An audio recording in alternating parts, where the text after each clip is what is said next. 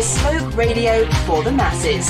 Headline edition, July 8, 1947. The Army Air Forces has announced that a flying disc has been found and is now in the possession of the Army. If the game is rigged, change the game. Game changer. I occasionally think how quickly our differences worldwide would vanish if we were facing an alien threat from outside this world. This is Fade to Black with your host, Jimmy Church, on the Game Changer Radio Network and KGRA, the Global Radio Alliance. I need your help to get to the year 1985. You're listening to Fade to Black with Jimmy Church on the Game Changer Network.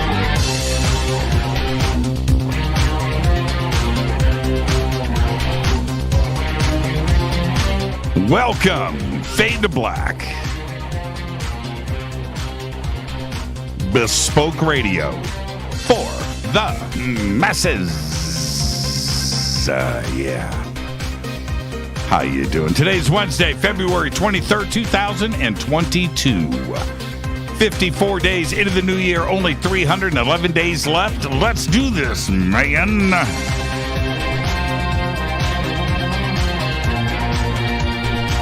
We are live from a bunker somewhere in the middle of nowhere, a total undisclosed location. But it is beautiful.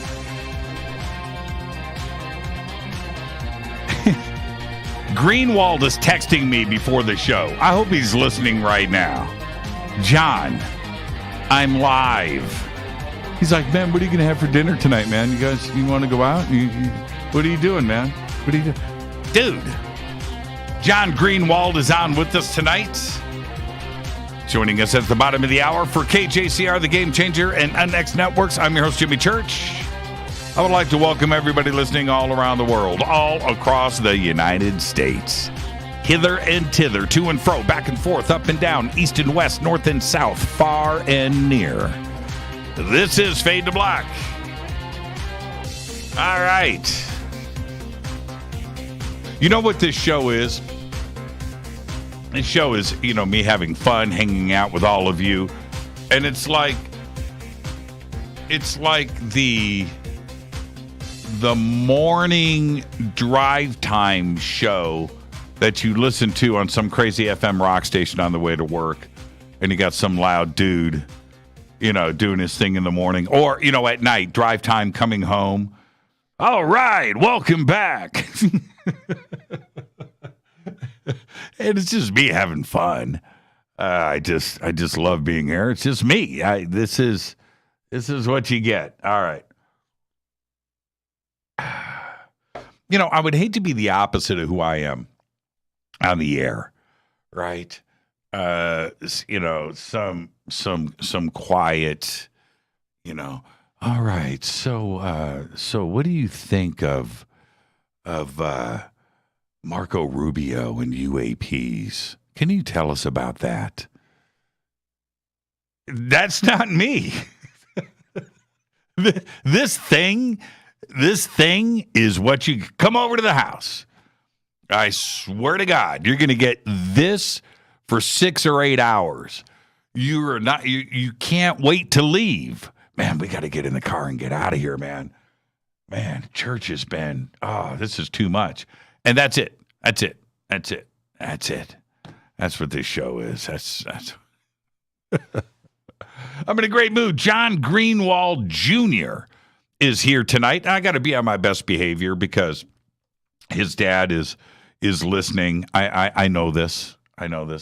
He's listening and he's proud and he enjoys the show and things. I got to be on my best behavior, Mr. Greenewald. I will put on my best behavior hat. This one, I'm going to wear this one for Mr. Greenewald tonight. Can you see that? All right. Okay. Where are we? John Greenewald is here at the bottom of the hour. Tomorrow night is another Fader night with open lines all night long. And I can't wait to get to this weekend I've got a lot of stuff to do, but I haven't had like time off in a long time. And I've got stuff I've got to get caught up on, and like laundry. And very excited to just get to this weekend. And I'm fighting the emotional stuff that is going down right now over in Europe. And I know that we all are. Try not to talk about that kind of stuff on the show. This is an escape room for most people to just come in. But it's getting to the point now where we can't ignore it. And even for myself, where I'm fighting headlines and trying not to, get enveloped by the darkness and things. I just don't want to see anything kick off over there, and it looks like it might. And I'm talking about Ukraine and Russia, and I just think of women and children, and man, it's just like, why now? Why now? We just came off a 2-year worldwide global pandemic, and this has to happen now. Why? I don't get it. And it's just dark. All right. You can follow me on Twitter at JChurchRadio. The Sandbox is #F2B on Twitter. We don't bite. Come and hang out with us over there. And let me get my Twitter action going. And Betty Joe Jacks. That's a good gif. Okay. #F2B on Twitter. #F2BQ is Fade to Black Questions. Let's get to the breaking news. And I'm just going to lay this out there. Ukraine now has imposed a state of emergency across the country and has told its citizens in Russia to leave immediately as Moscow began evacuating its Kiev embassy. There is a ginormous cyber attack now that is going across in and only in the Ukraine. So that's happening. All of this in preparation for what appears to be an all-out Russian invasion of Ukraine. The Department of Homeland Security warns every organization in the United States is at risk for cyber threats, with Russia potentially considering escalating its destabilizing actions. The agency is urging businesses, agencies, and more to shore up defenses, especially to protect critical infrastructure. And the United States and Russia are poised right now to take this thing up a level. And here's the deal. This is where I come in as a peacekeeper. This is what you do. Don't click on an email. If there is something inside of that email that says click here, delete it. Delete it. Just don't click. I have no issues with malware or things here. I never, ever click on a link in an email, a button. I don't care if it's from FedEx, my banks, my insurance company, my cellular phone service, credit cards, Facebook. You got a free Walmart card, $50. No, I don't. I don't click on anything ever. Send me a link. I want you to send me a link. Jimmy at jimmychurchradio.com. Send me a YouTube video. And then ask me if I've watched it. Send me a link. I'm not going to click on it. I don't click on any links ever. So that's my advice. Okay. All right. Well, the United States and Russia may be going toe-to-toe right now with this Ukraine issue and what's going on in Europe. But you know what's not getting affected by this right now? Our cooperation in space. That's right. In fact, we're taking it to another level. Even right now, as the two of us remain locked in the worst confrontation of more than a generation right here back on Earth. Because right now, a 7-person crew of 4 Americans, 2 Russians, and a German from the European Space Agency are right now cruising around the Earth. They're orbiting. They're hurtling around the globe aboard the International Space Station. On the ground, 2 NASA astronauts are wrapping up training in Russia right now at Roscosmos. They're in Russia, the Russia's civilian space agency, while three Russians cosmonauts are training with NASA right now here in Texas. And up to 5 NASA astronauts are scheduled to begin training in Russia next month ahead of more Russian rides to the space station. Also, Russia's only female cosmonaut is set to travel to the ISS this fall aboard SpaceX's Dragon, the first commercial space capsule to ferry astronauts. It's kind of weird, isn't it? Yeah, we can stay. Cooler heads prevail in space. Well, a chunk of Mars, a kennel, a doghouse, a kennel that survived a hit from outer space, and the only meteorite to have caused death are just some of the items that are going under the hammer in a space auction. All 3 items will be among a total of 66 space-related objects up for sale at Christie's Deep Impact Auction of Rare Meteorites today. And I've got some updates. The doghouse has just sold for $44,000. It had a high estimate of around $300,000.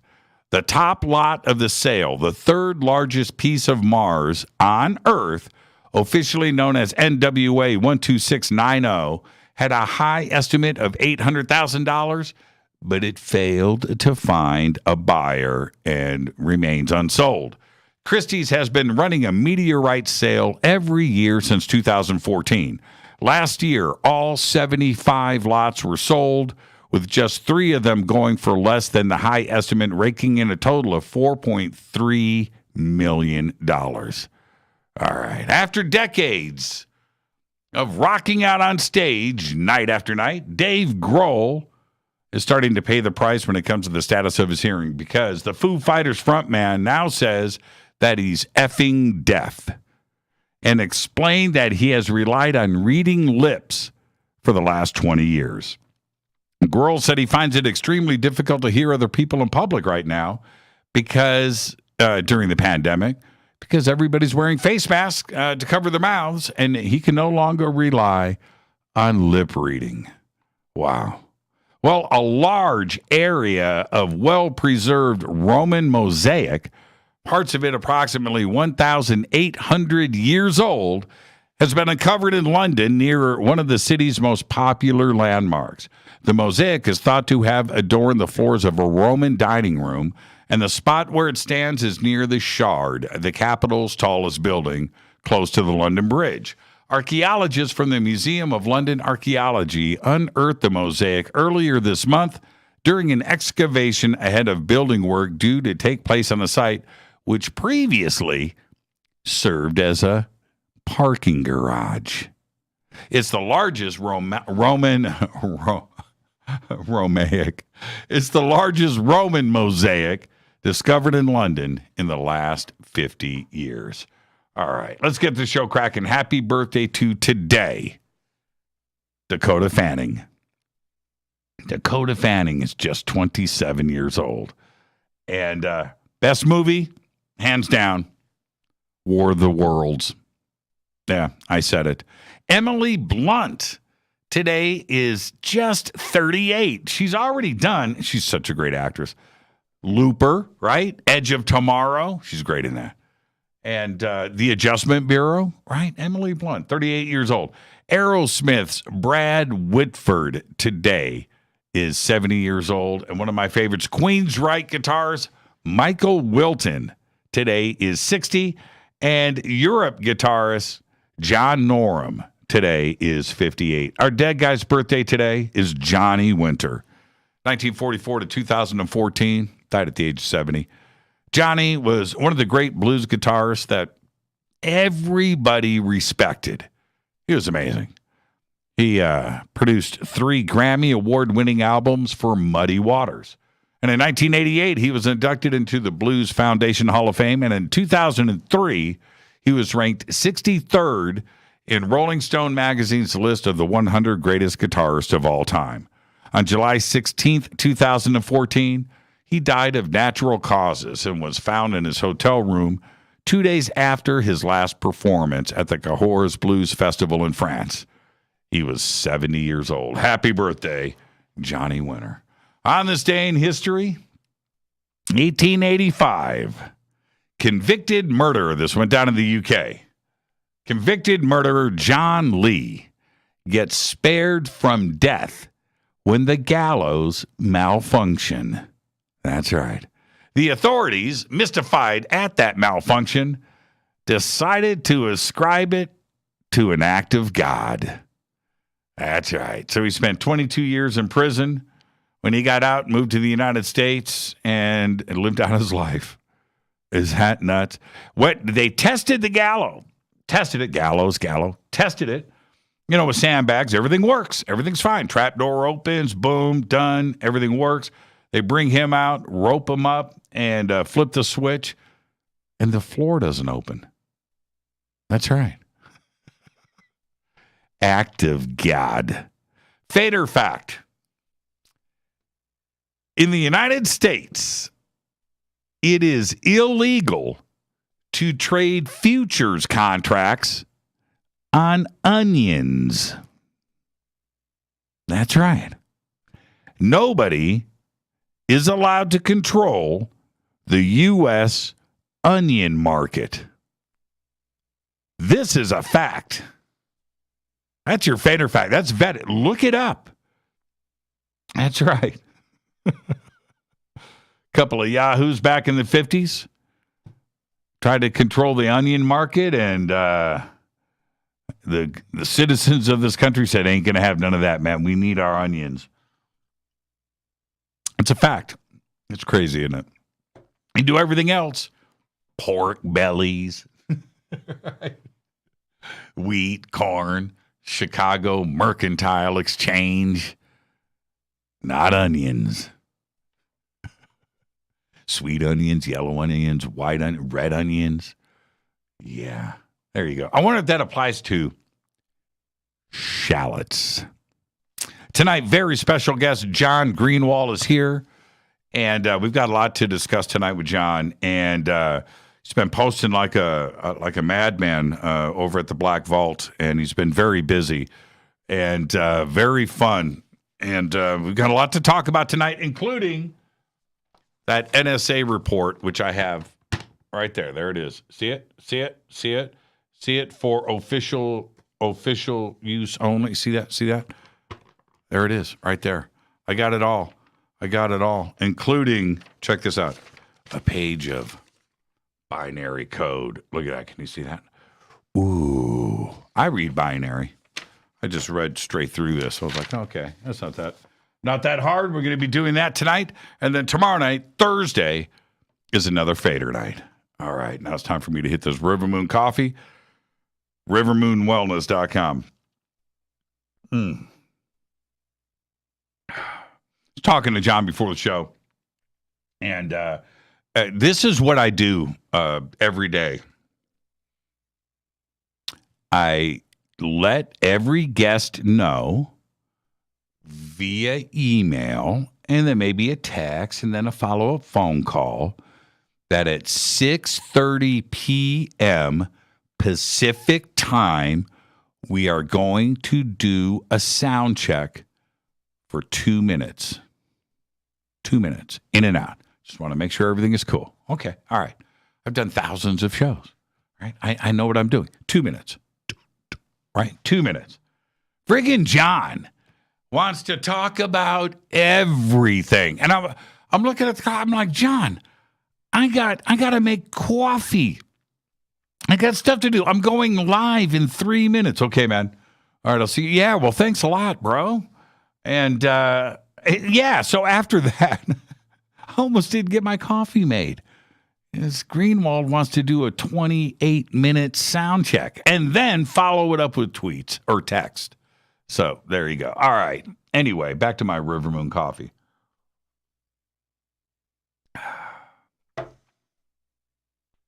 Here's the deal. Now, here's the deal. So, the size, the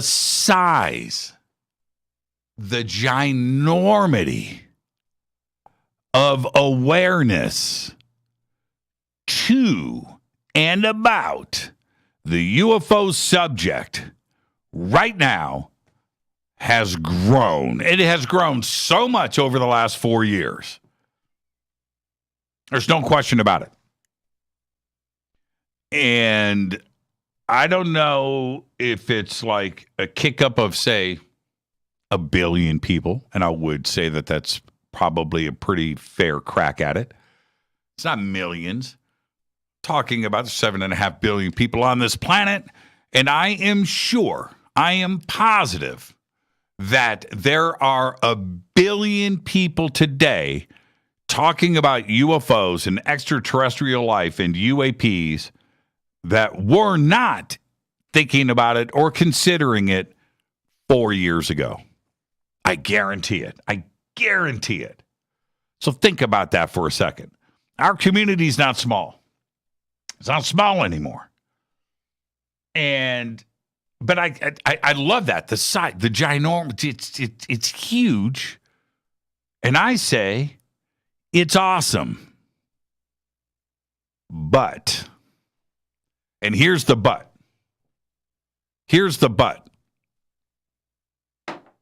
With that, you got a bell curve. And that bell curve that you were taught in school applies to everything. And as a matter of fact, you were taught in school that this bell curve applies to everything in your life. Pick a subject, you can apply the bell curve to it, and there you go. And what you get with the bell curve is you get the majority, which is in the middle, right? The average. And then you got the two extremes on the outside. So with this addition of more people, you get an increase in numbers on the extremes. What do I mean by that?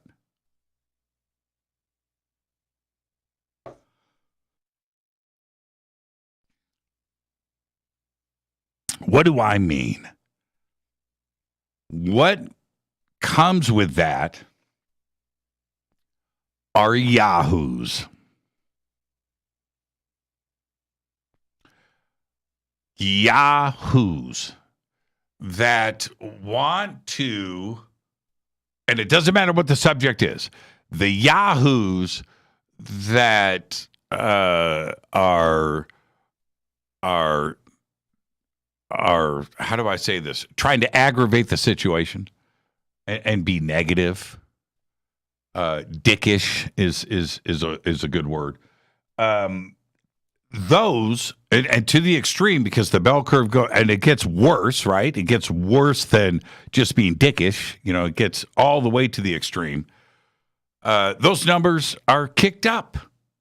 We've always had them in the UFO community, and we don't care. And the smaller UFO community, it's all manageable. We know who they are. We can name them. In some cases, they get hung out with and stuff. But now it's big.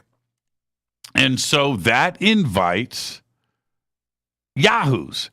And those same yahoos that are here, that same bell curve would apply to sports, would apply to news, would apply to education or religion, or model car building, knitting, sock collecting, whatever.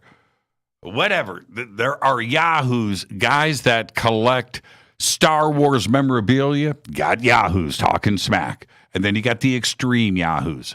And so it's in their genes, it's in their DNA. And now that this community is what it is, we've got more yahoos, which is why I had these hats made right there. It's hilarious. And I'll tell you why it's hilarious. It just shows how much we've grown. And I absolutely love it. I find it awesome. I don't advocate it. It just says this community has arrived. And the UFO question and the ET question, the UAP question, however you want to label it, is out there. It's big, it's huge, and I love it. This is Fade to Black. I am your host, Jimmy Church. Tonight, John Greenewald, right here on this program. Somebody that has been at this now since 1995. I'll never forget the first time I saw the Black Vault on the internet. I couldn't believe it. Back then, websites were rare, right? Just getting on the web was difficult. And there's this secret place called the Black Vault. And hanging out with John ever since. I am your host, Jimmy Church. When I come back after this short break, John Greenewald will be here. And I want to remind everybody, tomorrow night is Fader Night with open lines all night long. On the Game Changer and UNX networks, this is Fade to Black. Stay with me. I'll be right back.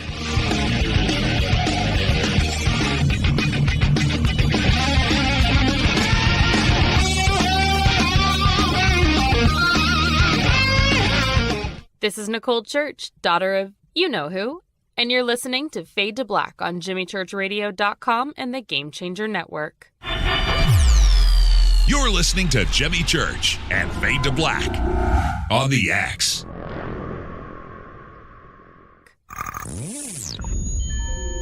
You're listening to Jimmy Church, Fade to Black.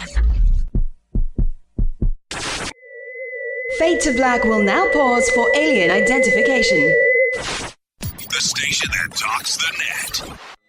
Introducing the Game Changer blend from River Moon Coffee that delivers a customized blend made specifically for the Fadernauts. If the game is rigged, change the game. It's a bolder cup with some bite. Game Changer is the coffee of choice for those that prefer an organic dark roast that is slightly lighter and milder, but it's still dark. With wild notes of pecans and chocolate with a rich, balanced, full-bodied cup that is roasted to perfection for a great coffee to start your day, as an after-dinner coffee or anywhere in between. Artisan, small batch roasted to perfection. USDA certified organic, all River Moon coffee is freshly roasted and packaged in the USA. Just go to rivermooncoffee.com or click on the banners over on our site and use the promo code F2BBLEND for 15% off of your order today. rivermooncoffee.com. This is the only way forward. This is Fade to Black. Make contact. This is Jimmy Church of Fade to Black, and you can get our podcast for just $2 per month. All you have to do is click on the podcast banner over at jimmychurchradio.com. Hi, folks. It's troubling times, and fear is pushing emotions, which in turn pushes health the wrong direction. Do you ever get an ache because life is uneasy? Try Life Change Tea at GetTheTea.com. Life Change Tea works on your digestive tract, helping to move food through quicker and comfortably so your health is spot on. Life Change Tea may not help with world issues, but it will help with your digestive issues. A glass a day helps keep the intruders away. So, change your life today. Log on to GetTheTea.com. That's GetTheTea.com. If your health game is off, get on by ordering Life Change Tea. GetTheTea.com. And while you're on our site, look around at the great non-GMO organic supplements. And if you're a sales shopper, go to our specials page and see what's for you. I've been drinking the tea for 12 years, and I'm sure glad for its health benefits. Again, that's GetTheTea.com. GetTheTea.com. The tea that makes you go. The new KUNXDB, the UNX Network, bringing you the best in paranormal programming in premium high-definition streaming audio and video. Log on to the network at unxnetwork.com and check out the growing lineup of programs, including Jimmy Church, Whitley Strieber, Micah Hanks, and many more. Sign up for the free UNX newsletter, follow the UNX blog, or pick up the latest edition of the UNX magazine. Be sure to follow us on Facebook and Twitter.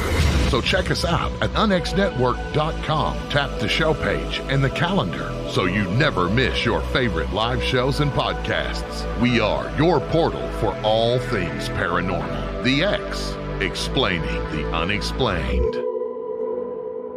9 out of 10 geneticists agree.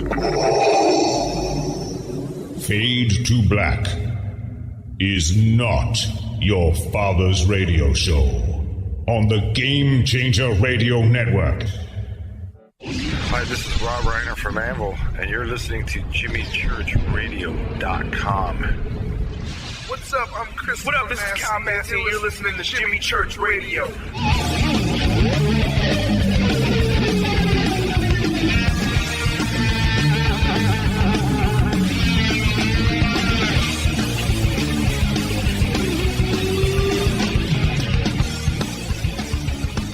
Welcome back, Fade to Black. I am your host, Jimmy Church. Tonight, John Greenewald is with us.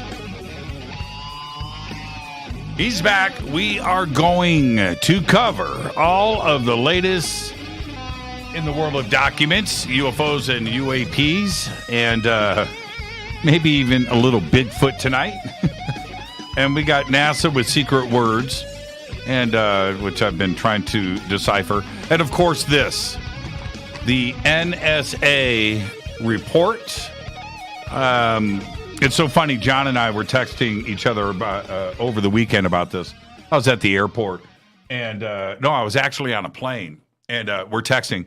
I'm like, John, man, I'm flying, and he's like, man, I got questions. I'm like, dude, come on, man, it's the weekend. He never stops. He never stops. He began researching the secret inner workings of the United States government back in 1996.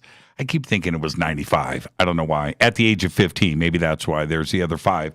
He targeted such groups as and made friends with the CIA, the FBI, the Pentagon, the Air Force, Army, Navy, NSA, DIA, and countless others, just posting documents through the Freedom of Information Act.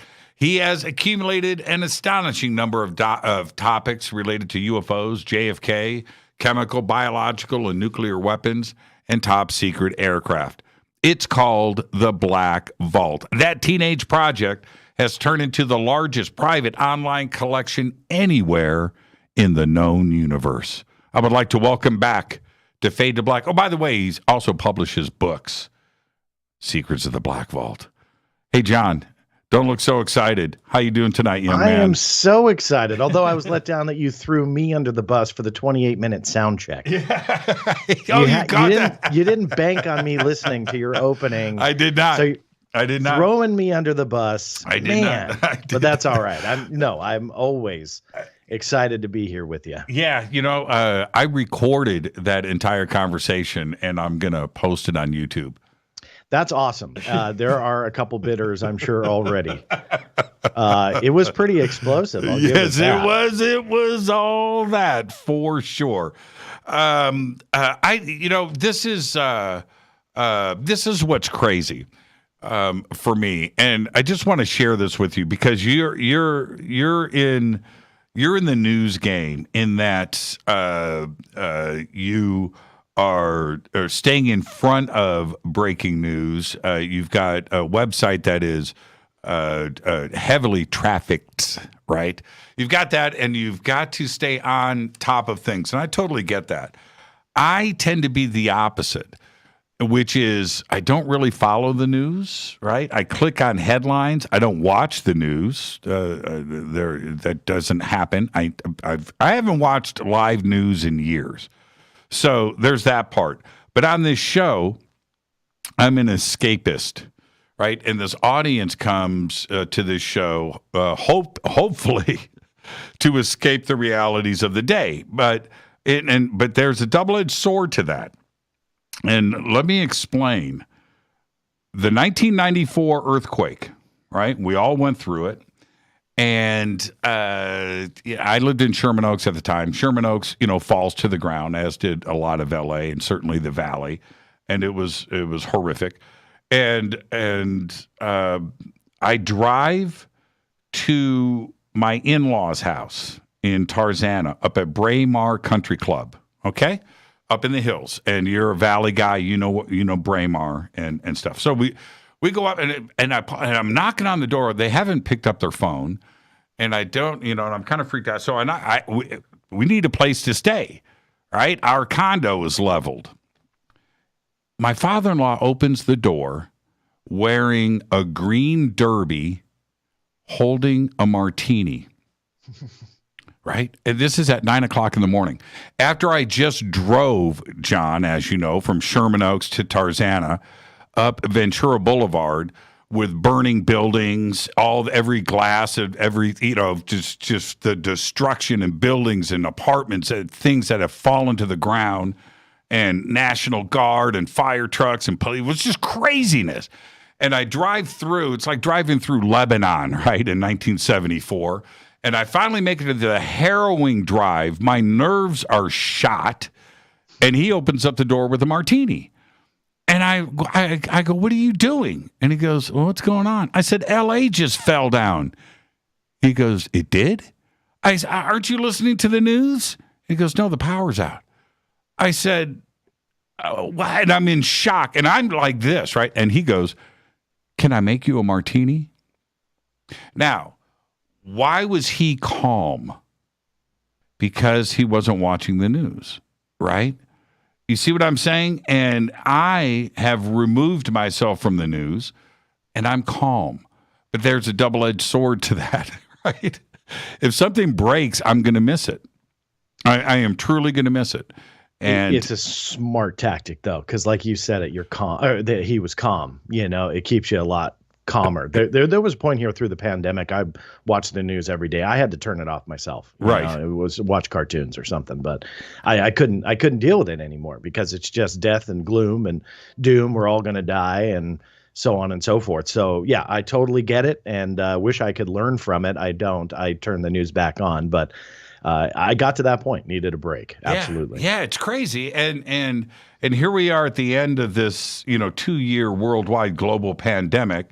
And then we've got this thing going on. It's not a thing. This is a big deal going on over in Europe with Russia and the Ukraine. And I have to fight now and struggle with my emotions, getting sucked into this because I don't want to see families at war. Why? Why now? And here we are. Our emotions are getting sucked into the darkness again. So that's it. And I haven't talked about it for the last couple of weeks, the last few months, but it's gotten to the point now where I can't act like it's not going on. And that's not fair to the audience either. But you have... That's a little gloomy. It is. That was a good show, Jimmy. You have a good night. Yeah, it was a little gloomy. And so let's switch this up because through all of this... tonight, I'm going to set the tone for the things that we're going to discuss. As everyone knows by now, I had Lou Elizondo on the show last week, and we discussed this NSA document, which I didn't know about until Lou brought it up, and then I get it sent to me, and the next thing you know, the show and the conversation went viral throughout our UFO community, and has shown no signs of stopping. And you immediately reached out to me the next day and put together a presentation over at the Black Vault and a video discussing this. So we're going to do that tonight. And then there's 2 other posts. One of yours went down, I think it was this morning, about NASA and the mystery word, right? and that email, and I want to discuss that, and I also want to discuss the FBI and Bigfoot. And can we start off with Bigfoot? Is that okay? Can we go there first? Let's do it. Yeah, absolutely. I love a Bigfoot story. And you got one. You got a real one, actually. And before we get into the background on this, how much Bigfoot stuff do you have on the Black Vault? So I, minus the backstory, ended up with the FBI file on Bigfoot, and they have one. It's the FBI file that all the files they have on Bigfoot or Sasquatch, as they also refer to it as. And I also have a 1975 atlas that was published by the Army Corps of Engineers, which set me off on this journey. And I don't know if that's a segue to the backstory if you want me to give it to you now, but that's the document that kind of led to discovering that the FBI had a file on it, and what that file contained. So when you do a FOIA request, I'm always curious as to your search words. And I guess with Bigfoot and Sasquatch, I don't know how specific you can get in your search terms when you present your FOIA request, but you're literally searching Bigfoot, right? Those are I mean, there's no way around, if you're searching for a chocolate cake, you have to say chocolate cake. So, right. Yeah, my request was literally seeking all records that were within the holding of the FBI on Bigfoot, Sasquatch, and, related keywords. How the FBI works is that they label all their files with subject headings. In most cases, it's the name of the person. In other cases, it's the name of an organization or a corporation. I even found that the FBI has a file on the CIA, and it's huge. So they even have files on other agencies. So they have a lot. I mean, they really do. But it's those subject headers and how they label the files. There's also corresponding file numbers, but they label it just in plain English. So when I file a request, it is just as simple as that. You say this is what you're looking for, and they go and seek it out. Sometimes you get lucky and strike gold. Other times they say we have nothing. So that's kind of in a nutshell how the FBI FOIA works. Now oh man, I gotta laugh because it's Bigfoot and the FBI, and one would think what could actually be there. Do they redact Bigfoot documents? So you will find redactions, but in files like this, it's primarily what they call under the FOIA B6, and that's personal information, telephone numbers, addresses, names of people if they should remain hidden. Essentially, it's just for privacy reasons. There's no classified reason that they, in this particular file, that they did redactions. But yeah, you will find them. And if you don't know why they're redacting, it sometimes looks pretty interesting. Like, oh my gosh, there's classified information about Bigfoot. And most of the time, no, it is, again, for privacy reasons. The FBI, you also see a lot of how they collect what they call law enforcement information. So their tactics, their procedures, how they collect evidence. A lot of times they'll redact that too. That's exemption B7 that they use. So also not because it's classified, but rather it's the techniques that the FBI utilizes that they like to essentially keep secret, not classified, but essentially keep that stuff, as close to the vest as they can. Also for law enforcement proceedings, this is going away from Bigfoot, but B7, you see a lot law enforcement proceedings. So if they collect information on a company that's going to be potentially used in future charges, they will exempt anything and everything under B7 until the case is over. So you just kind of have to learn the ropes a little bit about what the redactions are before you get too exciting, because sometimes they're just pretty boring. Now, the subject behind your post and an article on this particular document is truly that's almost like clickbait, right? I mean, it's too good to be true, but it is. And the FBI actually collected and tested a hair sample. We'll get into that in a second. But the backstory as to how the FBI came into possession of this hair and why is extremely interesting. What happened? So the quick backstory to how I found out that there was potentially records goes to a lecture that I was asked to give by David Paulides. He was doing a conference in Colorado, and they had a couple speakers there that were talking about Bigfoot. He asked me to come in and talk about the government UFO connection. And during that process, I got to sit in on some really cool information that, I'm not a Bigfoot guy. So I was going into this blind going, this is probably going to be a little hokey. And then you sit down and you go, wow, this is really cool, because they really had a very, I would say, scientific take. The speakers, it's David Paulides. So of course he's got the best of the best speakers when it comes to this stuff. I love David and his work, but also he surrounds himself with great people. So it was very interesting to see, because I was totally green on the whole thing. Mm-hmm. Well, during one of the lectures, they talked about this 1975 atlas It was published by the Army Corps of Engineers for the state of Washington. And in there, it goes through essentially the flora, the fauna of Washington, you know, what you can find if you're on a hike and so on. But they have a page on Bigfoot.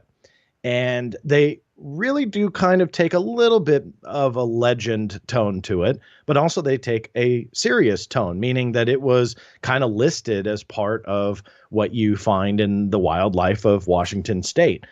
But what caught my eye in this lecture when they talked about this was that, and I'll read it to you. It's just one line.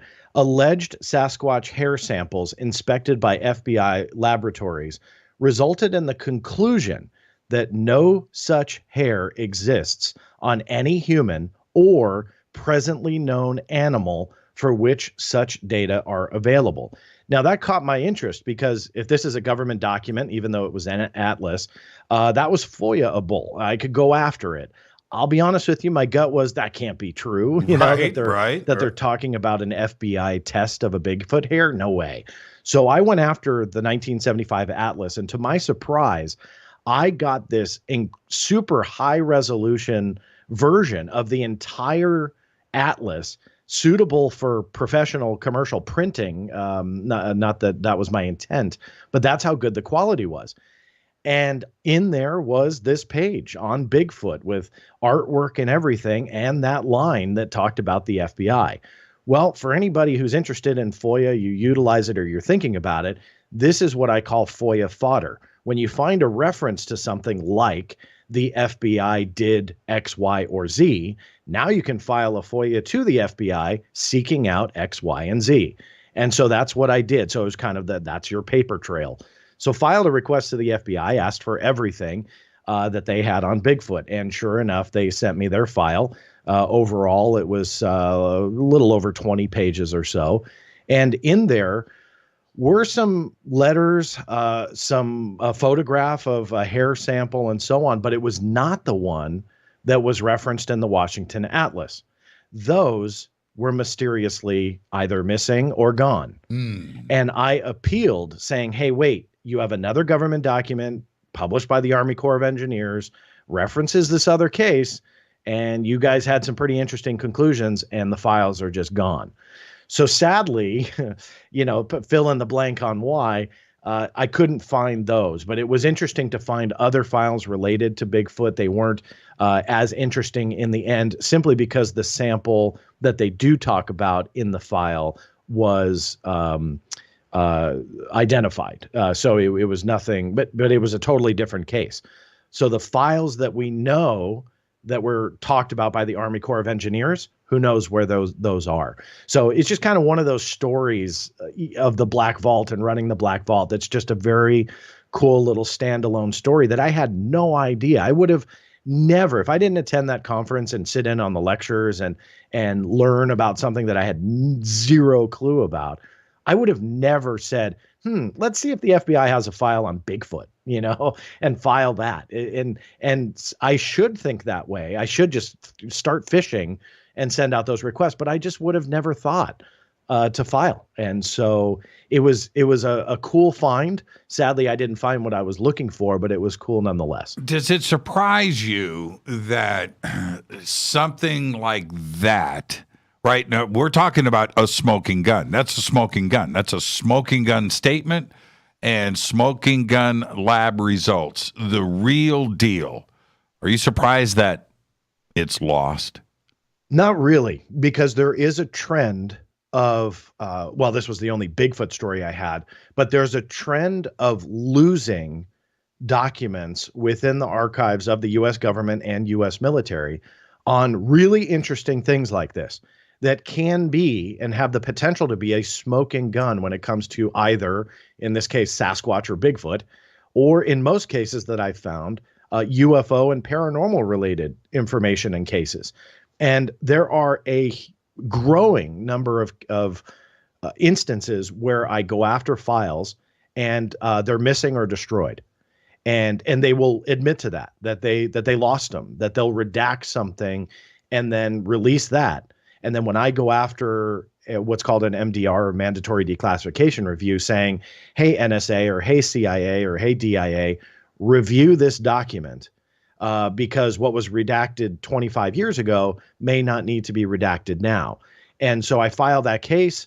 And then after I wait way too long, they write me back and they say, well, we did a good faith search. We tried to find it. We can't. All we find is the redacted version. The originals are gone or destroyed, missing. And the first time that happened, I went, oh, come on, Mom, what are the odds? Then it happened again. Then it happened again with another agency. The CIA itself, it's piling up. So the CIA, the NSA, and the DIA, I have cases with all of them that ended with UFO documents being destroyed. So for me, I look for trends, right? Once, maybe twice. Okay, fine. You can argue a coincidence. But when you find trends, that's smoke that usually indicates fire. And that's what I go after, not only when it comes to government documents, but what people say, what people claim, the stories they tell. Those are types of things as a researcher you have to look for, because where there becomes a trend, that usually indicates a bigger story. In this case with document destruction, plain and simple cover up. There's no way around that. You know, they are covering up intentionally this information. There's no way that I can dig up previously heavily classified documents from World War I that remained classified for 60, 70, 80 years. And I go after them, get them declassified, but they find them, get them declassified, and I post them. Really cool history. But when it comes to UFO stuff, it's like, poof, gone. Yeah, right. That's a trend that's worth looking at. Yeah, it was surprising to me when the GAO did their Roswell, search for documents back in the 90s to compile that report, and that's what the tapes, the recordings. The data have been destroyed. The paperwork has been destroyed. We have nothing. And the question is why, of course. Why would those specific documents be destroyed? And if the GAO is coming after you, the General Accounting Office, you tend to sit up straight and respond, right? And to come back to them saying, we don't have them. They've been destroyed. That says a lot. It happens all the time, and that's a modern instance. 1947 was not that long ago, and when they did the search, that was in the mid-90s, right? So that was only 50 years out of Roswell. So that's a modern case. Yeah, and I'm glad that you bring that up. Not a lot of people talk about that when it comes to the Roswell incident. It's kind of like it wasn't technically fine print, but it was like the fine print that they put in the beginning of the GAO report. And then they went on and on about some of the other stuff. And then now it was a Project Mogul balloon or, whatever. So you're basing a conclusion off of something where you don't have all the pieces to the puzzle. How can you really do that? And the government has tried. So they'll say in the first breath, there's a lot of stuff missing or destroyed. And then in the second breath, but we know what it was. Then why did they change their story so many times? Now, I'm not here to claim Roswell was alien or anything. I'm just saying, again, where there's smoke, there's usually fire. And that was a trend.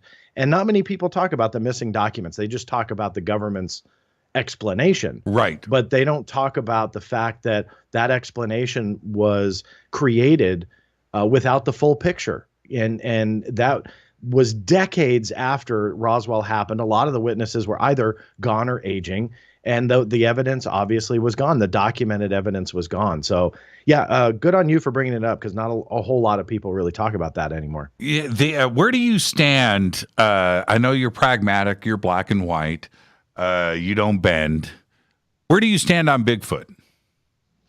I really don't. I'm not educated enough to tell you yes or no. I'm open to anything. And, I will say that there's a little bit of that pop culture thing with Bigfoot and Sasquatch and silliness and this and that. But when you really pay attention to scientific discoveries that are happening today, yesterday, and last week, and how much we don't know about our planet, right, and how much we are continuing to discover, and how much the scientific community truly doesn't know, Will it surprise me that there is an elusive creature out there that might exist? Not at all, because we still find them. We still find creatures that we didn't know about before. Every day. And we find creatures living in places that we never thought they could live before, with the extremophiles living on the, trenches deep in the ocean. Obviously, that's a slightly older discovery, but the point is the same. Science thinks they know the answer, and then they discover something that they never thought possible. So with Bigfoot, sure, there's that stigma and silliness behind it. But in the same respect, I keep an open mind. I don't know for sure. There could be nothing. But in the same respect, there absolutely could be something there, because evidence shows we don't have all the answers yet, and we don't know anything and everything about our planet. Now, so what about that line in the Army Corps of Engineers Almanac? Does that push you on one side of the fence or the other? About the FBI hair? Yeah. The analysis? That was what piqued my interest more than anything else. So does it push me over the edge? No. I want to know why they wrote it. It's not being facetious. It wasn't said as a joke. I mean, when you say something like the FBI did analysis and it didn't match up with anything that was known at the time, you don't just pull that out of thin air and it's just hyperbole. I mean, that obviously came from somewhere. So would it push me over? No, but it is darn interesting. And the fact that those files were essentially missing, the FBI says, no, this is all we have, but clearly there's nothing. What happened to them? Where was that information that the Army Corps of Engineer author sat down and wrote that line specifically about the FBI? Right. Where did he get that from? And sadly, I don't know the answer to that, but where did he get it? And then he or she, and we don't know the answer to that. And we likely never will. I'll have to look back, but if memory serves, there was no author or anything listed on that. I mean, generally those documents are compiled by a huge list of people, because it's a pretty big file. For really that Washington quick, Atlas. So. John, I've got 15 seconds. Are you closing the book on this? Is there a possibility of another FOIA request, or do you think you're at the end on this one? When it comes to the FBI, I appealed and lost. They claim they gave me everything, so there's really nothing I can do. There you go. Let's take our break right here. This is Fade to Black. Our guest tonight, John Greenewald. When we come back after the break, we got the mystery word in a NASA email. Yeah. Hey, John, pop that up in Twitter for us again, and I'll do a retweet so everybody can see this email. And we'll talk about that next, and then we'll get to the NSA report. This is Fade to Black. Stay with us.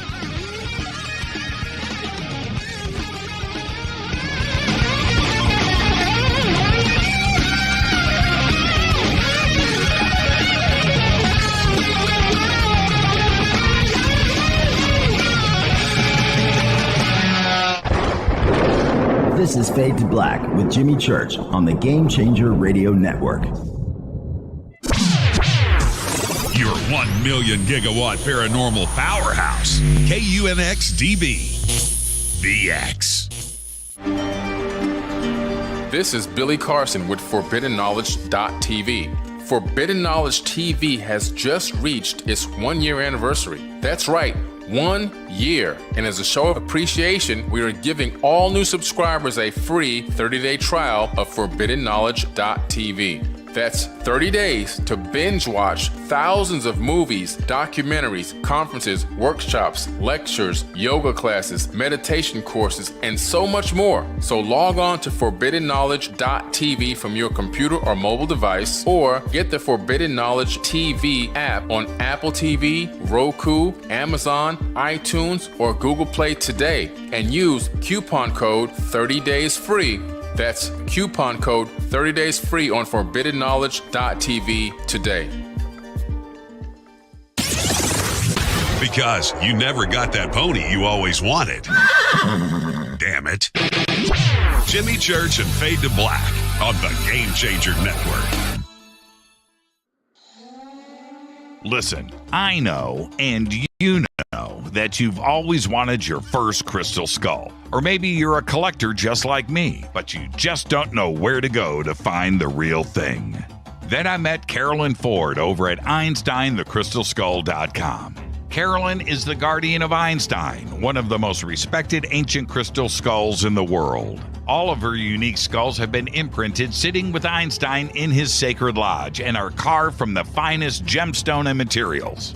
Imprinting is the process of receiving the ancient wisdom from the master skull or master computer. Einstein, the ancient crystal skull. To see Carolyn's current collection of crystal skulls, just visit her store at EinsteinTheCrystalSkull.com or click on the banner over on our site. Don't forget to use the promo code Jimmy at checkout to receive 10% off of your order today. That's promo code Jimmy. Finding your first or next crystal skull is easy. Just visit EinsteinTheCrystalSkull.com.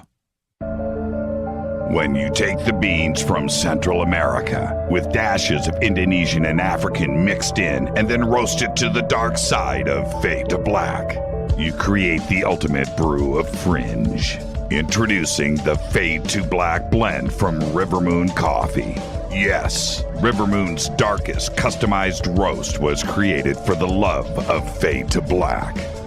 The alchemy of masterful roasting and smoking the beans is in every sip of this full-bodied, dark Java. I need my coffee dark, deep, with distinct bittersweet chocolate highlights, just like the bunker. Leaning further into the darkness of the roast is Fade to Black blend from Rivermoon Coffee.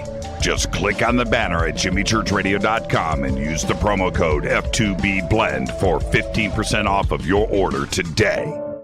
Hello, I'm Katie and you're listening to my main man, Jimmy Church, on jimmychurchradio.com.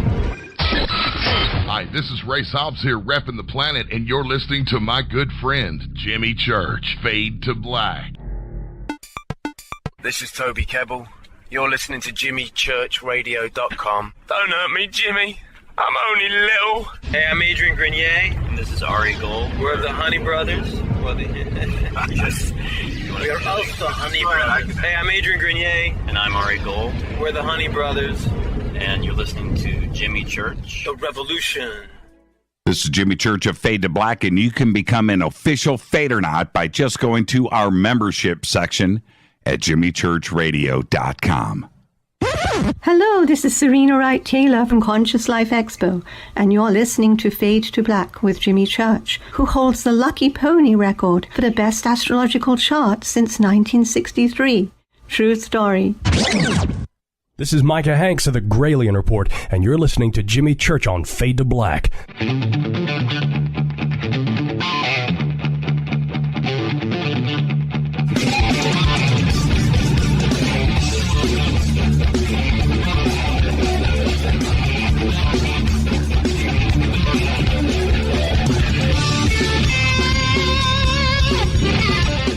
Welcome back, Fade to Black. I am your host, Jimmy Church. Tonight, John Greenewald is with us. The Black Vault. It's the reason to have an interbox. The Black Vault. During the break, the announcement, this is a breaking news, Putin has announced military action in Ukraine.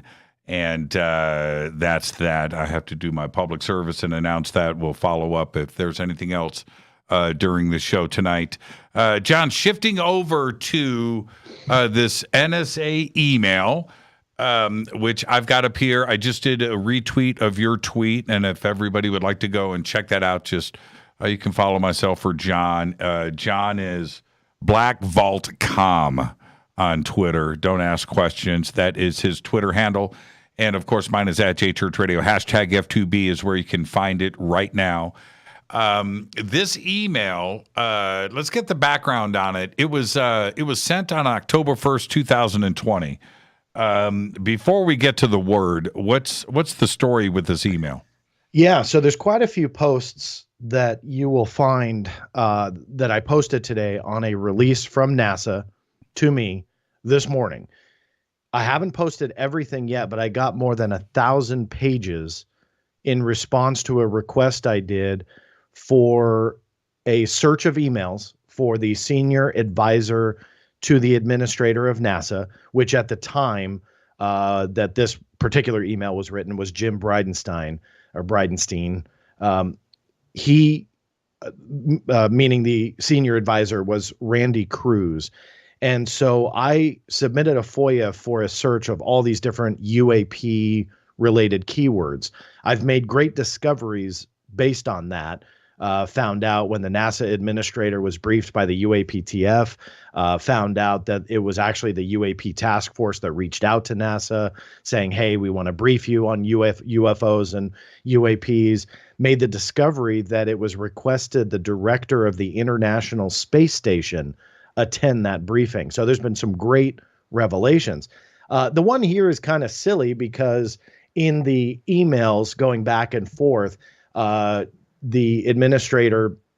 NASA administrator was trying to figure out some more stuff about UFOs and UAPs. There was a lot of news articles going on around this time. And so Randy Cruz on his behalf was kind of saying, hey, what type of material do we have? And they were looking for a classified briefing and material for the administrator to kind of absorb of what he learned about UFOs and UAPs, or what the agency could learn. And so this particular email, I'll read it to you here. If we have the materials, would like to share with Jim before he leaves for Oklahoma today. Not sure an unclassified version is scratching his itch. Let's see what's in the and then I'm just going to spell it because there's no way I can try and pronounce this. REALMNIFBOISSSINLE for today, please. Thanks. Now, I mean, this is an autocorrect of something. I can't figure out what they're trying to say, though. So I tweeted this out as a joke. But I also tweeted out quite a few other documents that really gave some revelations within NASA. But this particular one, of course, piques everybody's interest, kind of like that Trump Covfefe. Yeah. Same kind of concept. Yeah, I was reminded of that. Okay, so let's kind of zero in on this word for a second. You said autocorrect. I'm guessing. And I was thinking it was just random letters that were just typed on the typewriter to typewriter? Did you just age yourself, Jimmy? Oh, geez. On a you know keyboard. What? You threw me under the bus for the 28-minute sound check. I'm turning you under the bus for aging yourself. Okay, on the IBM Selectric. Yes, on the Tandy, the Radio Shack Tandy. I had a Radio Shack typewriter that had, check this out. This was 1985. That had one line. It was an orange LED thing, and you could type out a sentence and then hit go, right? And then it would type it all out. Yeah, it would type it out. I remember, though, my grandmother had one at her work. I remember as a kid playing with it and got to type it in, and then it was like the most advanced thing. It was ever. the most. I thought I was James Bond. Yeah. I thought I was James Bond. Okay, so anyway, back to this. What do you think is supposed to be there? I really don't know. I mean, so internally, why there was 1,000 pages, there's a lot of news briefs,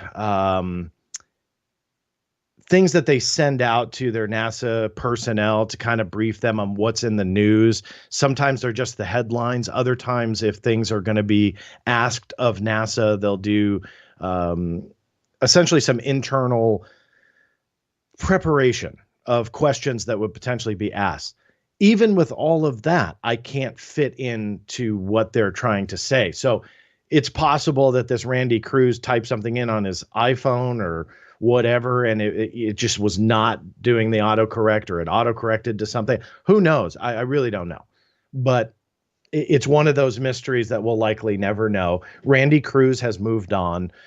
He's no longer the senior advisor to the NASA administrator. He's actually at the Navy now.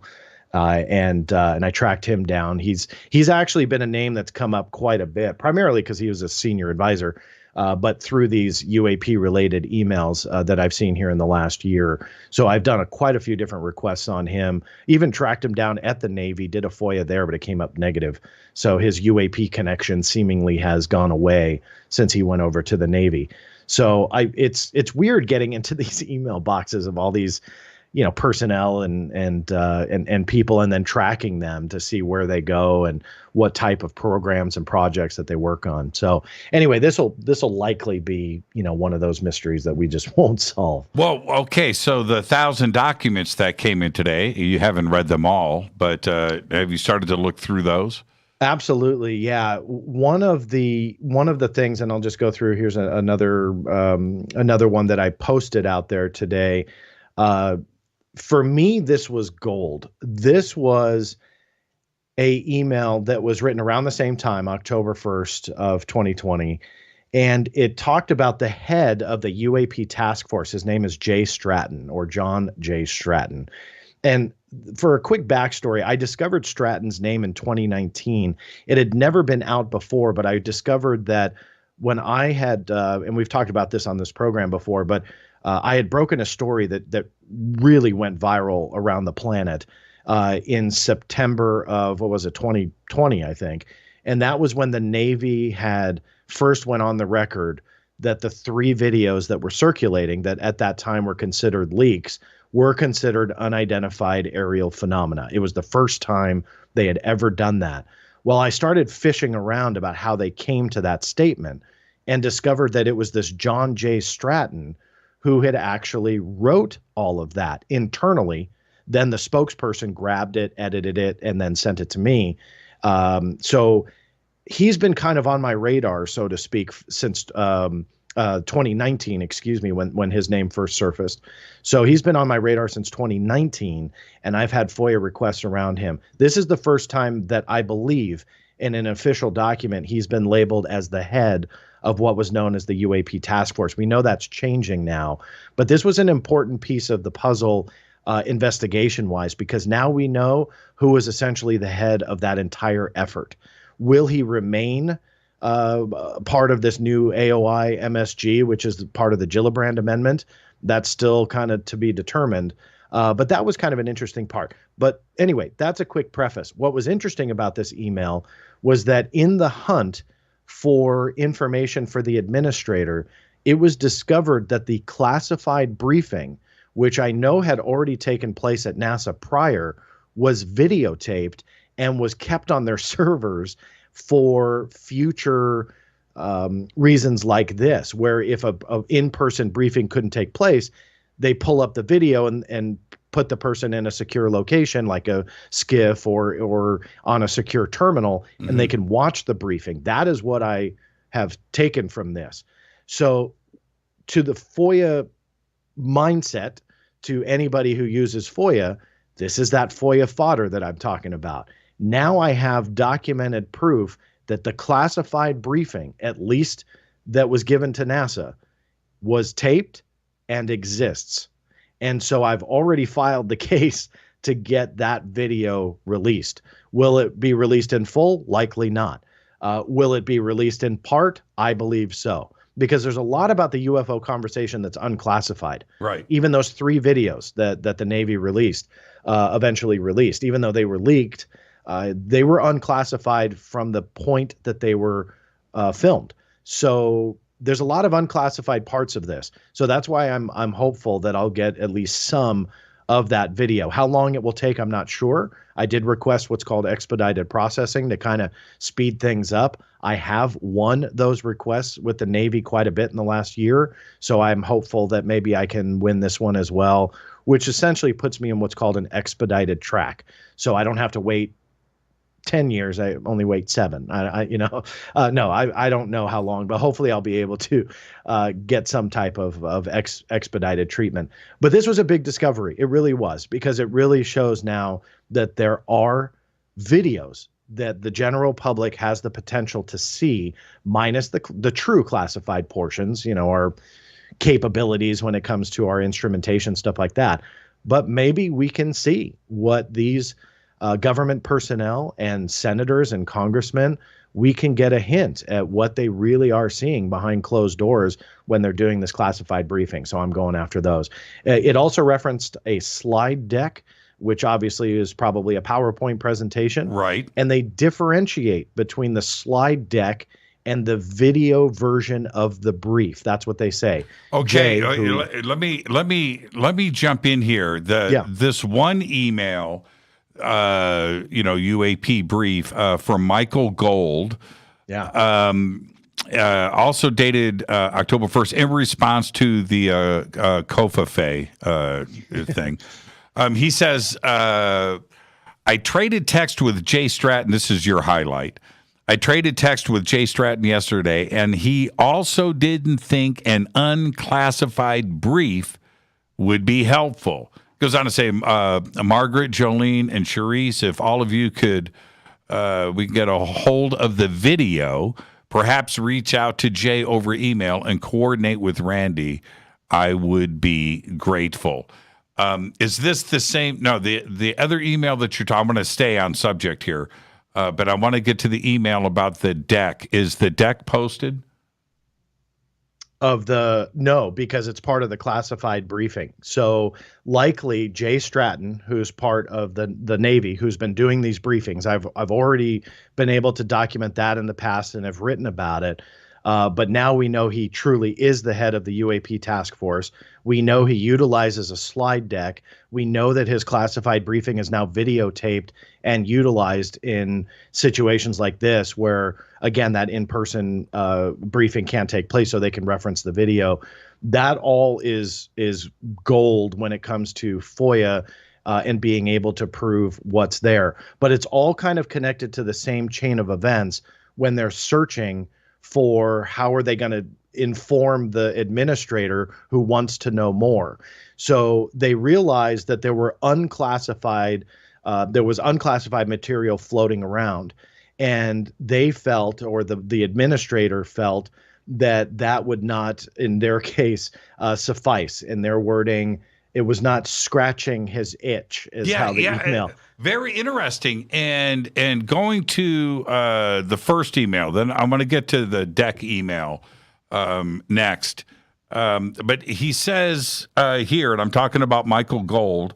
I don't know what Michael's title is, what his job is over at NASA, but for him to say, I can give that to you. We don't need an unclassified brief. We need the classified brief. Right. I find that very interesting. They were not interested in anything that was unclassified. Correct. So what I took away from this was the director of the UAP task force was telling NASA the unclassified brief would not be helpful.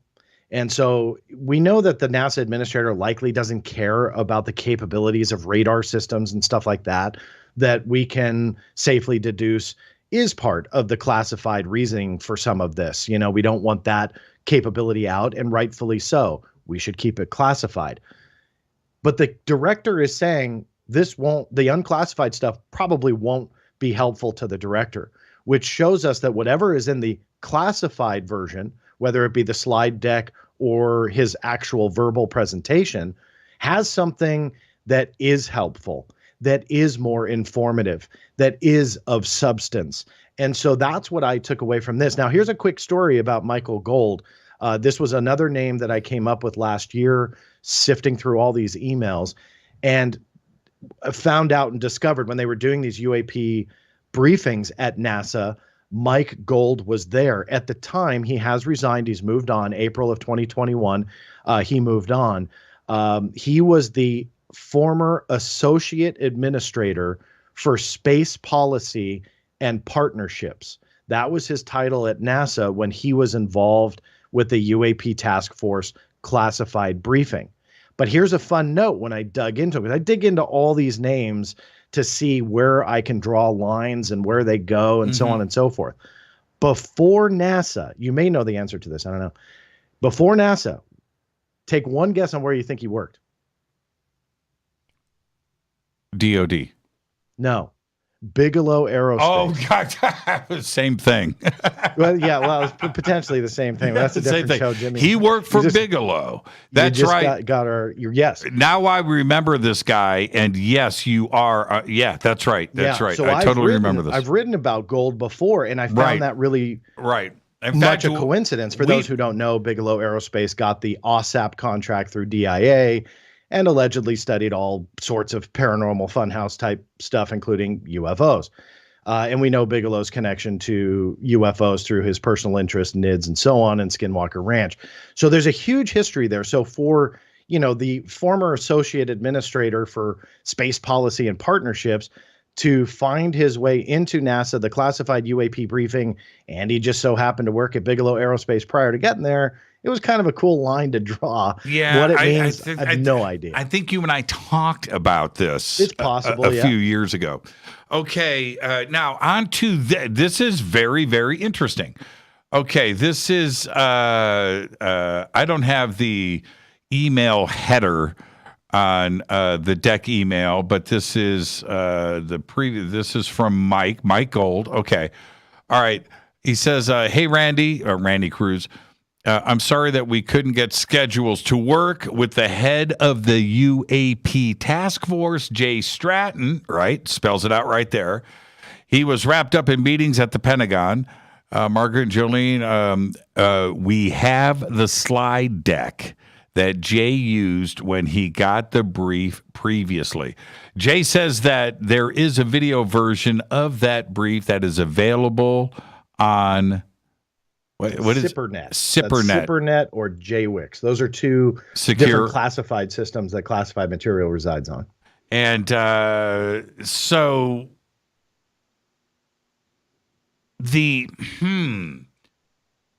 I would have to say that video should be available, right? If I read that, if it's available, this is public information. It may be classified. But I do. I think you've got a good shot at getting this video. I do. Yeah, no, I agree. SIPRNet, when they say that it's available on SIPRNet or JWIX, for those who don't know, so those are classified systems that hold classified information. So they're on secure networks. SIPRNet holds information up to the secret level. JWIX holds information up to the top secret level. It is a system or network of systems that is also utilized by the DoD and so on and so forth. So I hit those systems a lot when I do FOIAs because sometimes if you don't say you want SIPRNet or JWIX search for classified information, they just do the unclassified stuff. They kind of, play that game with you. But regardless, it shows us that, yes, there is a copy of this floating around. It likely would be a creation of the Navy, so the Navy will likely be the one to release it if they release it. But again, this was that first documented evidence that we know classified briefings are going on. That is nothing new. We've known that for years. But the fact that a video is floating around, at least within NASA to be accessed, likely at the Navy as well, of this video, that is FOIA gold, because now you have documented proof that a chocolate cake exists, and you go after that chocolate cake with all the force that you got, because you know that it's got to be something good. And in their own words, not to beat the dead horse, all the unclassified stuff isn't helpful. And the whole point of me kind of cherry picking that document and posting it today, because I haven't posted everything yet, but the whole point of me cherry picking that is the bigger picture. If the unclassified UAP material is not helpful for painting the picture of the reality behind whatever this phenomena is, then why should the public be satisfied with the unclassified report that was given out last year on UAPs? If it's not helpful for government personnel, like a NASA administrator who, again, does not need to know, he doesn't care about our technical capabilities. So you can't fall back on that excuse saying, well, the classified version of the UAP report just had some of our technical capabilities that we like to keep secret. No, in my opinion, this proves that the unclassified material that they're getting out there is, I don't want to say useless, but it's not helpful in their own words. So why should the general public be happy with it? And we're not. And that's why I have a case, and I've had a case since the day after the unclassified UAP report was published last year. I've had a case with the Office of the Director of National Intelligence to get the classified version declassified. And I've posted a lot of updates about this. I've made that effort very, very public every step of the way, just so people can kind of see what the process is. Mm-hmm. I did get another update this week where the Office of the Director of National Intelligence is I almost said wasting, but it's the same thing, waiting for other military branches to review their portions of the report. So then they send back their recommendations on what to black out, and then they send me the rest. I do have high hopes that I will get something. I don't have high hopes that I'll get everything, but I do have that effort underway. But again, going back to this email, it really does show there's a lot more that the general public just is not seeing. And it's not just our technical capabilities. Now, what about the slide deck, the PowerPoint presentation? Yeah, so another email, I'm not sure if I posted this, but I can talk about it. And there's no other reason other than there is actually something very interesting in this. I'm not trying to tease, but some of your audience may wonder, why haven't you dropped this yet? The only reason is because I'm trying to get some comments from people on another document that I think is pretty interesting. So we'll see how that turns out. That's the only reason I haven't dropped everything yet. What I have been able to show in this is that it's likely about a 1-hour presentation. So when they were talking about doing the briefing, they needed to slot about an hour. The slide deck that's referenced is likely a PowerPoint presentation that someone like Jay Stratton or Jay Stratton himself is utilizing while he's, talking to the room. Sometimes there's 2 or 3 people. NASA's briefing, I believe I was able to prove at least 2 or 3 people in the room. I could not get the Pentagon to confirm that the administrator was in the room as well. But regardless, we're able to put people in the room. That slide deck is likely the on-screen presentation. So I have cases going for the video of the brief and then for the slide deck itself, because they will release PowerPoint presentations. I have received them in the past, even UAP related, but this classified briefing version, that obviously is hopefully on the way. Yeah, well, Randy says right here, is it possible to get the slide deck sent to me this morning so I can review it with Jim? Yeah, so it's floating around, and there's likely quite a few people that have seen it at this point, as the evidence shows. But again, all of that, since it is a Navy creation, I still file with NASA just to be safe, but and the Navy. So I filed on both fronts, but it'll likely be the Navy, since it's a Navy creation, to release the slide deck. For those who care, that's what's called an OCA, or an original classifying authority. It's the agency that creates a document or a PowerPoint presentation. If they deem it classified, they're the ones that have to make the decision to release it. Exciting, man. That's the real deal stuff right there. This is Fade to Black. I'm your Jimmy Church tonight. John Greenewald is with us. When we come back after the break, it's the NSA document. That's what we will be discussing next. You stay right there, kids. This is Fade to Black.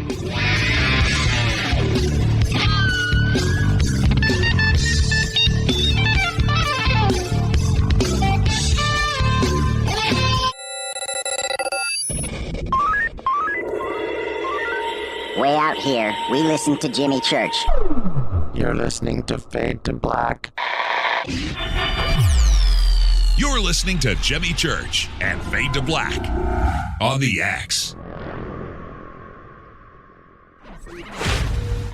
¿Qué tal, mis amigos? Yo soy Mario Carson, el tiburón, y los invito para que escuchen a mi buen amigo Jimmy Church Radio. ¡Claro que sí! This is Jimmy Church. Jason Martell's book, Knowledge Apocalypse 10-Year Anniversary Edition, is now available. Most ancient cultures speak of a time when their gods visited them. They never say their gods came from across the ocean or from the mountains. They always came down from the skies. Was ancient man visited by gods or extraterrestrials? We have not been told the full truth about our human past. There was a time when all the ancient cultures lived amongst beings they considered their gods. The search for truth leads us down the path of learning where the ETs might come from and why they are here. To understand some of these advanced topics and learn the truth about human origins, buy the new book from Jason Martell, Knowledge Apocalypse, now in its 10-year anniversary edition, available on Amazon.com by clicking on the banners over on our site, or simply visit jasonmartell.com. That's jasonmartell.com. Do you want to be an official Fadernaut? Of course you do. This is Jimmy Church of Fade to Black. Just go to our membership section at jimmychurchradio.com. Fadernauts, when you think about the future of our country and where we're headed, do you wonder about the food supply? I do. Disruptions in the food supply chain could be disastrous, and they usually occur with little warning. That's why the smartest thing you can do today is to stockpile emergency food, water, and other essentials. I personally recommend My Patriot Supply. They're the nation's largest emergency preparedness company, serving millions of customers for more than a decade. In fact, they're the only source my family trusts for our preparedness plan. You should too. Right now, save 20% off a full 4-week supply of delicious meals that provide 2,000 calories a day. Saving 20% helps too, doesn't it? Especially now. So go to preparewithjimmy.com and get ready. That's preparewithjimmy.com. There's no time to lose. Do it now. So, you love talk radio? Then you'll love TalkStreamLive.com. TalkStream Live is always on, 24/7, with the best streaming talk shows. Find your favorite talkers and discover some new ones. It's free, readily available online or on mobile with any smartphone or tablet. Finding your favorite talk shows all in one place has gotten a whole lot easier. Just go to TalkStreamLive.com. Be sure to download the free apps from Google Play or the iTunes App Store. You listen to us, and we listen to you. And so does the CIA. KGRAradio.com. You are listening to Fade to Black with Jimmy Church on the Game Changer Network. Oi, oi, I'm Reese Evans. You're listening to Jimmy Church. This is Revolution. The revolution will not be televised. The revolution is on radio. Ciao.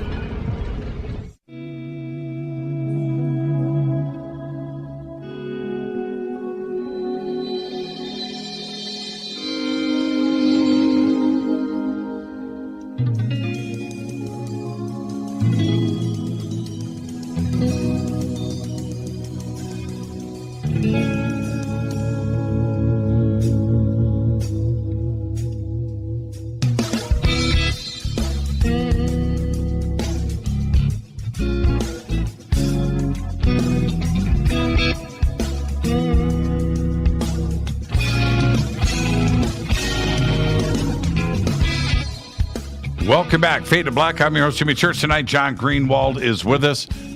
And we're going to jump into the NSA report in just a second. John, before we get there, there was one other email, and let's make this brief. We'll spend maybe 5 minutes on this. But from Karen Fox and to Jolene, and it looks like Randy Cruz is here too as well. But it's the talking points on the UAP report. Very interesting. Wow. And where to go and where not to go. And here's the current draft, which we didn't get the draft, by the way. Or did you get the draft?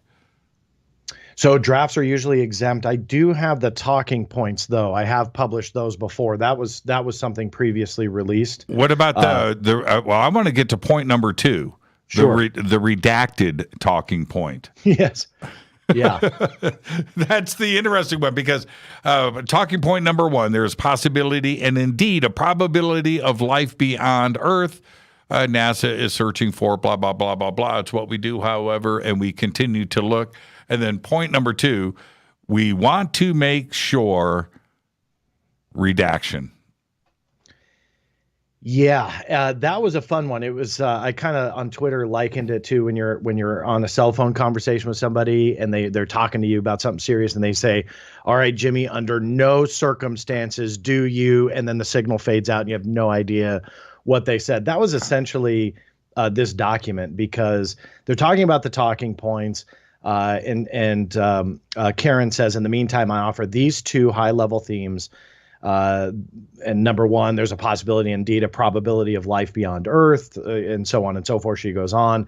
And then number two, we want to make sure. And then there's like three, full redacted lines thereafter. Yeah. And so we have no idea what she's saying. The redaction is what's called B5, what they call internal deliberation.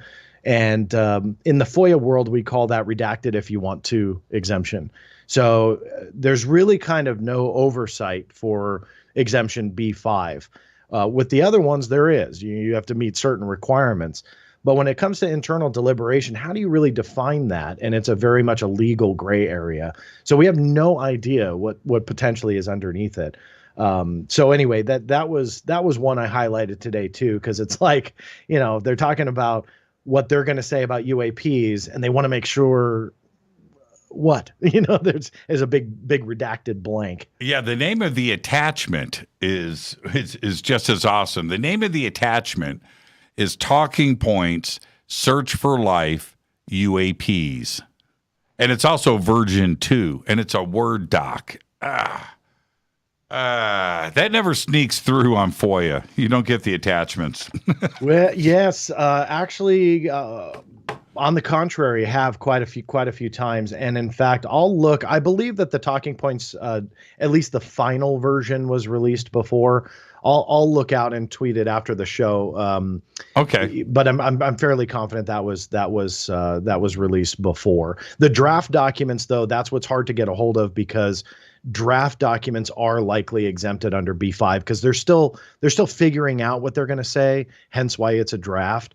So in the FOIA world, B5 gives them the option to just redact everything until there is a final released version. So everything's deleted under B5 or redacted under B5, and then the final version's released. Now let's get to this. NSA report. The NSA report that rocked the world and continues.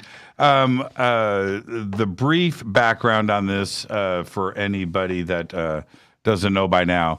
Lou Elizondo was on the show last week. I had not heard about this report, and I think I'm paraphrasing here. I think that he said during the show that he had gotten this report that morning and then spoke about it briefly. And then, of course, everything just took off from there. I immediately, after the show that night, I was sent a copy of the report. You and I talked about this over the weekend, and my question, I think that both you and I had with each other was, were we looking at the same reports? Because I was pointing stuff out to you, and you were missing it, and then you found it. And then I was busy. I didn't get back till Los Angeles until Sunday night. But that was always my question. Were we looking at, because I found like 4 other versions with different titles of this at NSA.gov. But the copy of the report that I'm holding in my hand I believe is what Lou had that day.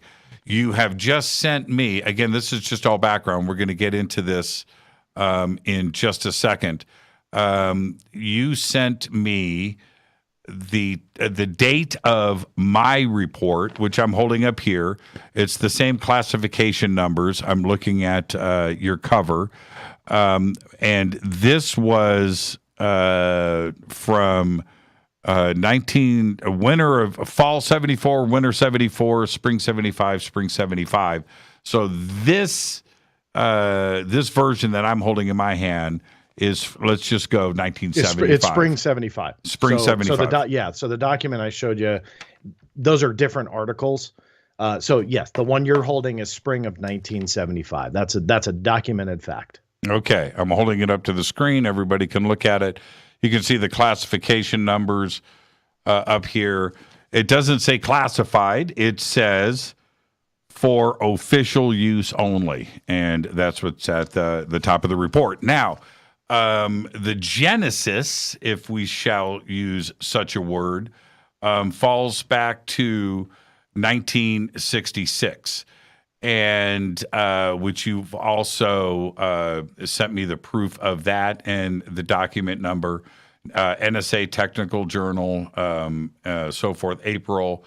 It's dated here, and you've sent me copies of that. Now, the reason why this is important, everybody, is because when I was reading through this, and I went back to John had said to me, I think this is from 1966. And I said, well, what I'm holding has dates mentioned in here of specific conferences from 1971 and 1973. So unless somebody was in a time machine, I don't think this is from 1966. So we have since... That's still possible. It's still still possible. But John and I were trying to chase this down and trying to make sure that we were looking at the same document. Yeah, and thankfully in this one it has a pretty straightforward, easy explanation. And the part of the story that came up on your show that I think I think it plays a role in the story is that what Mr. Elizondo had read on the air for you was not the document, but rather the headline that caught his attention. And the headline was from a newspaper in the UK called The Sun. And for those that look at UFO headlines and you come across something either from, The Sun or the Daily Star, they're kind of more tabloidish papers. So you've got a popular show, that, Jimmy, you got a big audience. So when Mr. Elizondo was talking about this, I started receiving a lot of messages about, hey, NSA just released this new document. You got to check it out. And after a couple, direct messages and stuff like that, I was like, where's this coming from? Like, what did NSA release? They've said for decades now that they've released everything.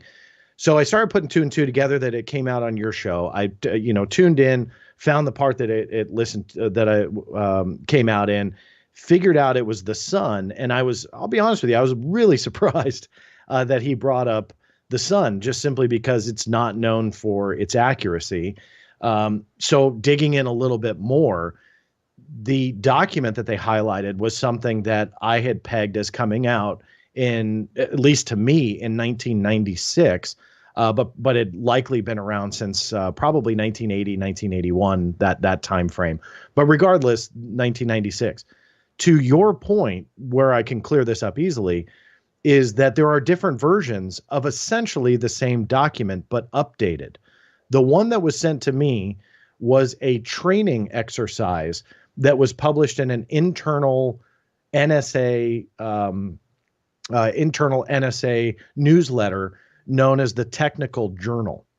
And in 1966, this the author Lambros Kalamajos, and I hope I have that pronounced correctly, but he was well known in cryptology and essentially codes and stuff like that. Yep. And he was doing a training exercise in 1966 where he essentially created extraterrestrial messages.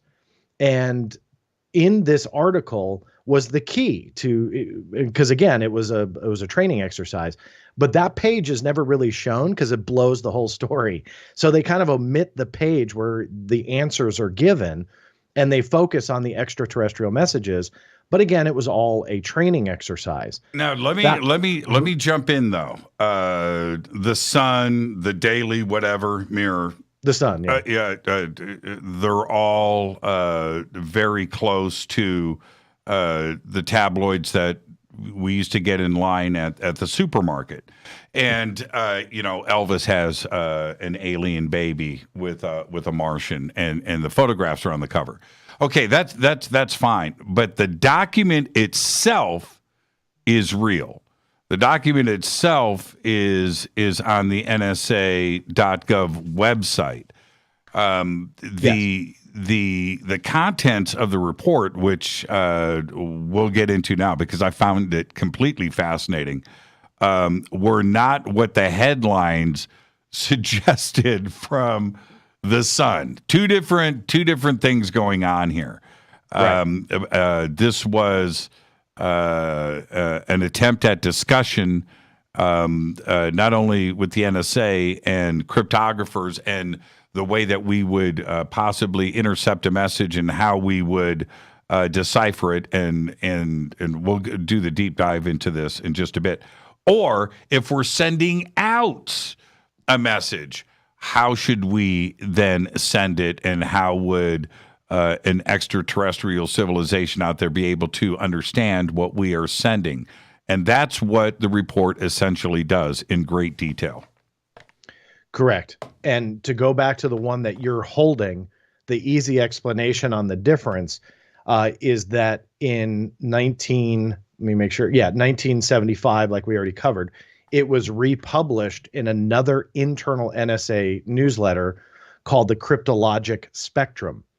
And it's the same thing as the NSA Technical Journal. These are like internal newsletters circulated through the agency to people that if something is classified, they're cleared to see it. There are classified articles that appear in this, or the unclassified material. But regardless, they're all internal newsletters, again, used for trainings.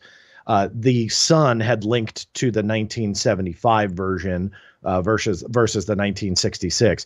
But I actually put them side by side, and it's just simply a kind of an update where they make reference to the 1970, the 1970s and events that happened there.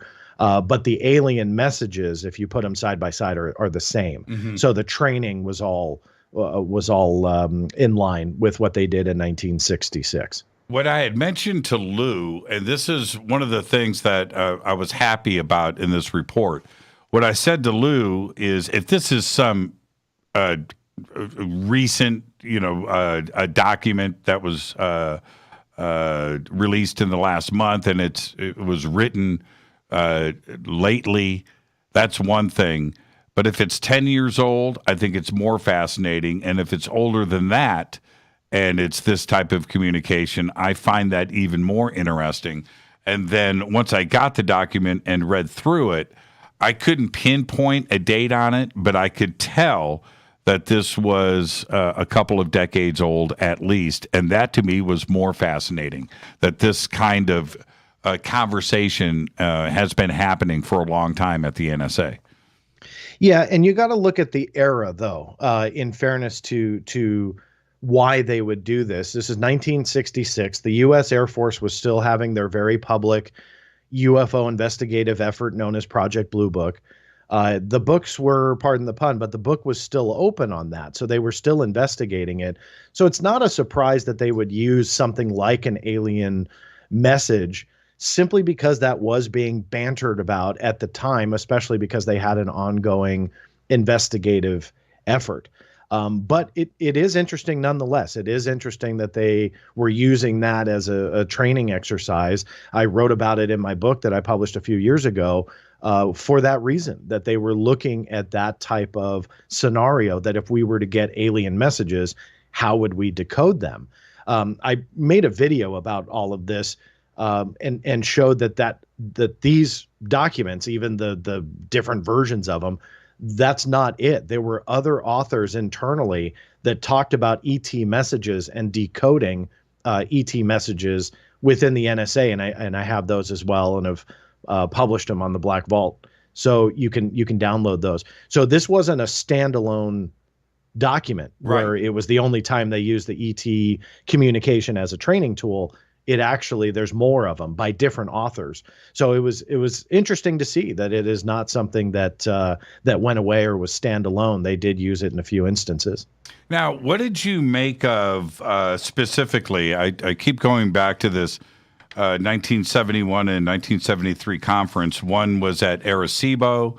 I think Carl Sagan was at that one. I could be wrong, but Sagan is mentioned in here.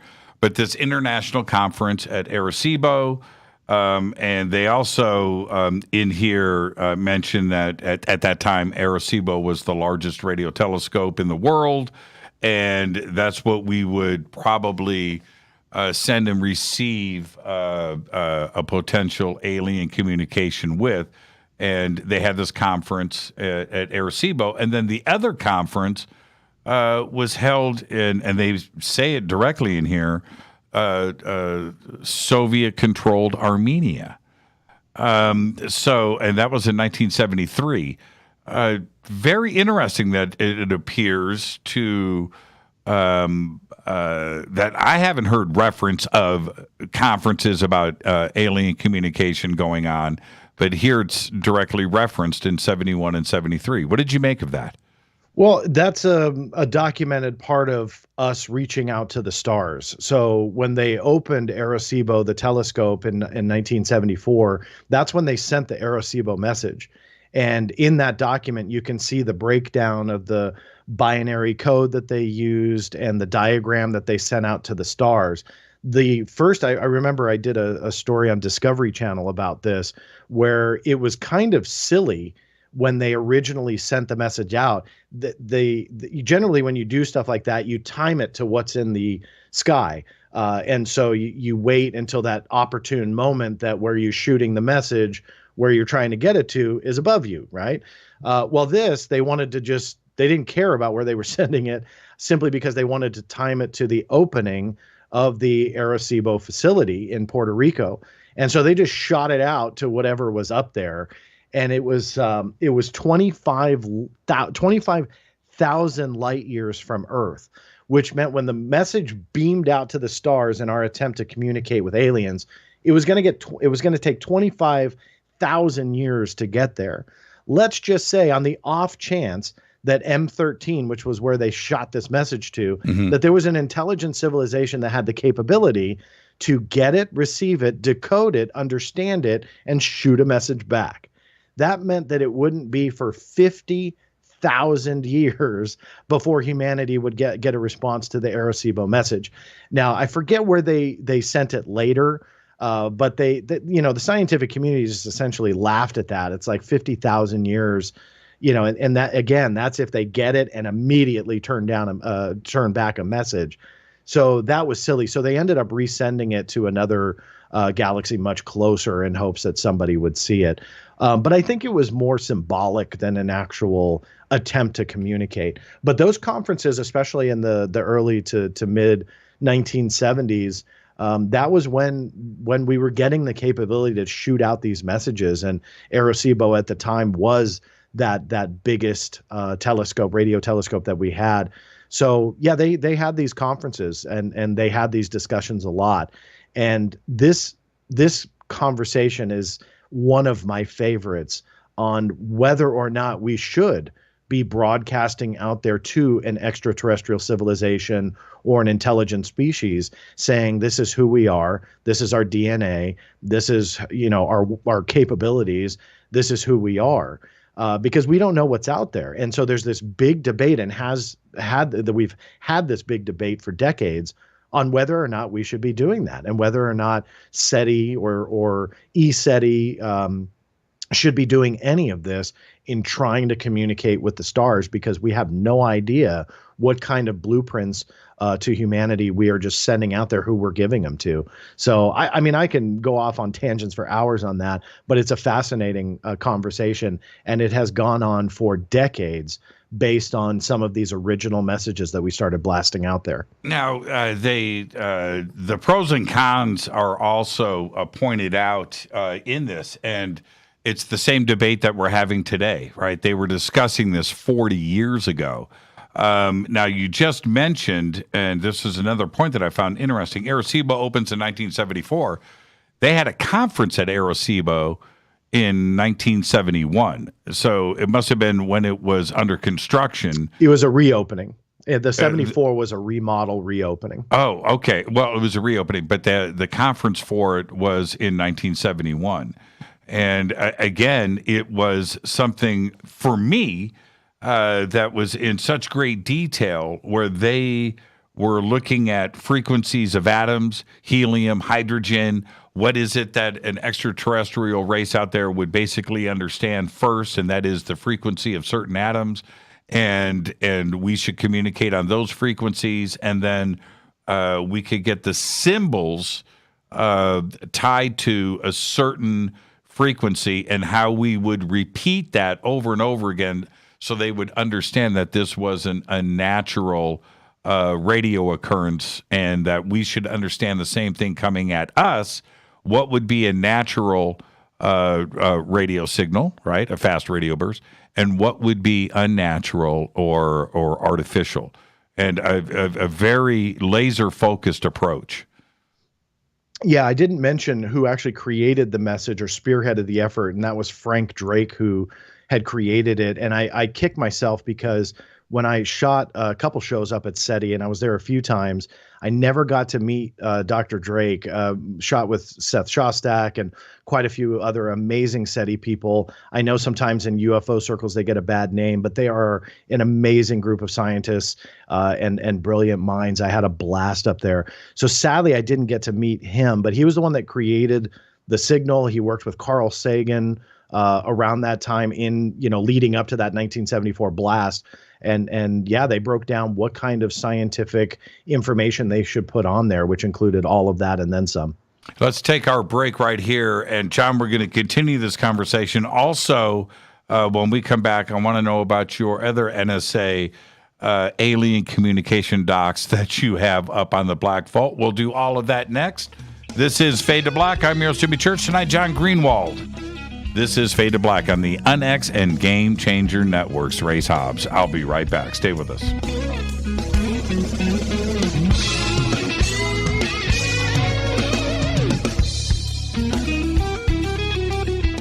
Hi, everybody. This is Rob Halford, the Metal Guard on JimmyChurchRadio.com. Your 1 million gigawatt paranormal powerhouse, KUNX-DB. VX. Are you ready to read about true paranormal events? UNX Media publishes nonfiction books about UFOs, ghosts and haunted places, time anomalies, cryptid creatures, and more. Just like KUNX-DB Radio, it's all about unexplained phenomena. Visit www.unxmedia.com to see our list of great book titles by Debbie Ziegelmeyer, Gene Walker, Devin Listrom, Wayne Lawrence, Bill Spicer, and yours truly, Margie Kay. That's unxmedia.com. Why is it we're not very good with our health regimen until it's too late? We don't put oil in the car until the engine blows up. When the body's out of balance, your health is not so good. Give your body some love. Log on to GetTheT.com. That's GetTheT.com. Try our Life Change Tea, which cleanses you from harmful intruders. A clean colon is one of the ways to bring the body in balance. We also carry organic supplements to help you get where you need to go. So do your body a favor. Log on to GetTheT.com. That's GetTheT.com. You can even visit our sales page to save some dough. Does anybody call money dough anymore? Anyway, if you're looking for short, helpful health tips, go to YouTube and punch in Health Matters Now. That's Health Matters Now. So, log on to GetTheT.com, shop, get balanced, then learn some cool tips at Health Matters Now. You'll be glad you did. That's GetTheT.com. This is Jimmy Church of Fade to Black, and I only drink Fade to Black blend coffee from Rivermoon. Just click on the Rivermoon Coffee banner at JimmyChurchRadio.com. Promo code F2B Blend. This is the only way forward. This is Fade to Black. Make contact.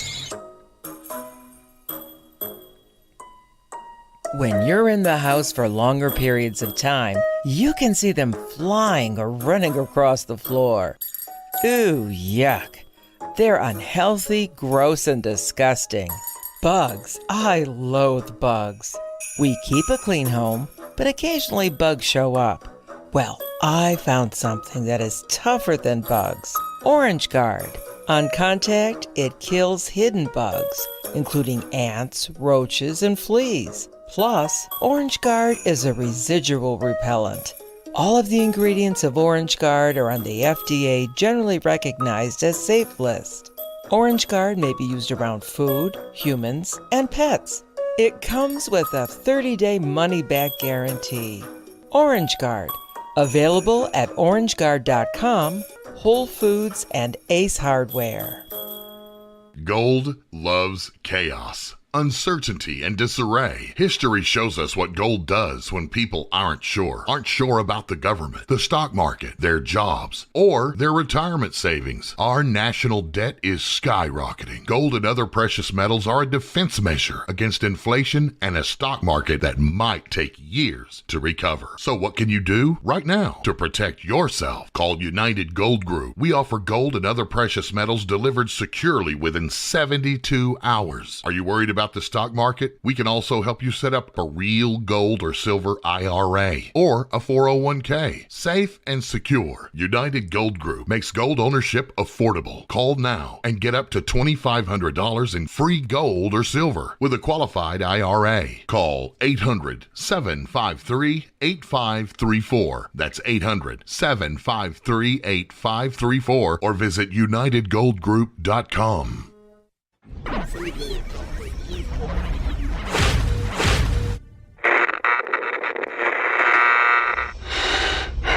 You want to know a secret? I love ponies. I really love ponies. I'm serious. I couldn't stay sane without ponies to brush. Why fade to black? Because you never got that pony, damn it. This is Fade to Black with Jimmy Church on the Game Changer Radio Network.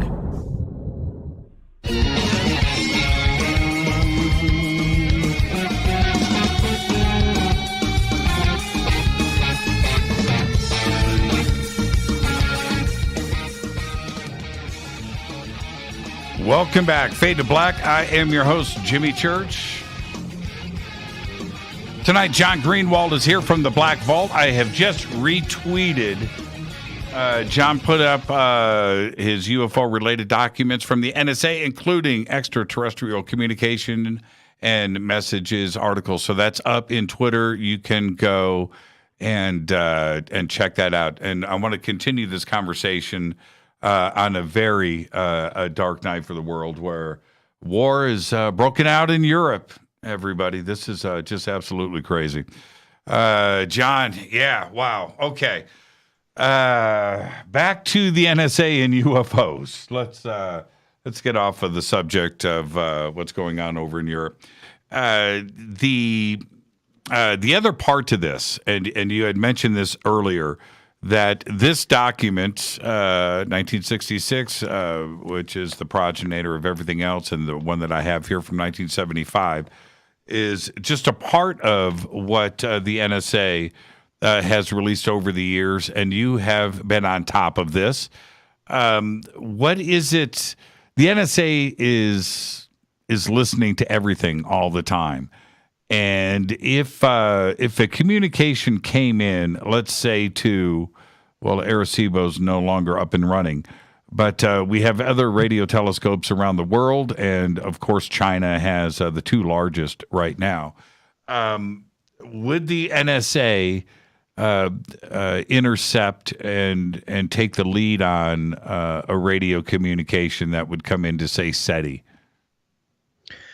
This was a fascinating question that I don't have the answer to for you, but that I learned with that television show I had produced for Discovery on, and it was about communication with aliens. And essentially the question I wanted to answer was, who speaks for humanity when something like that happens?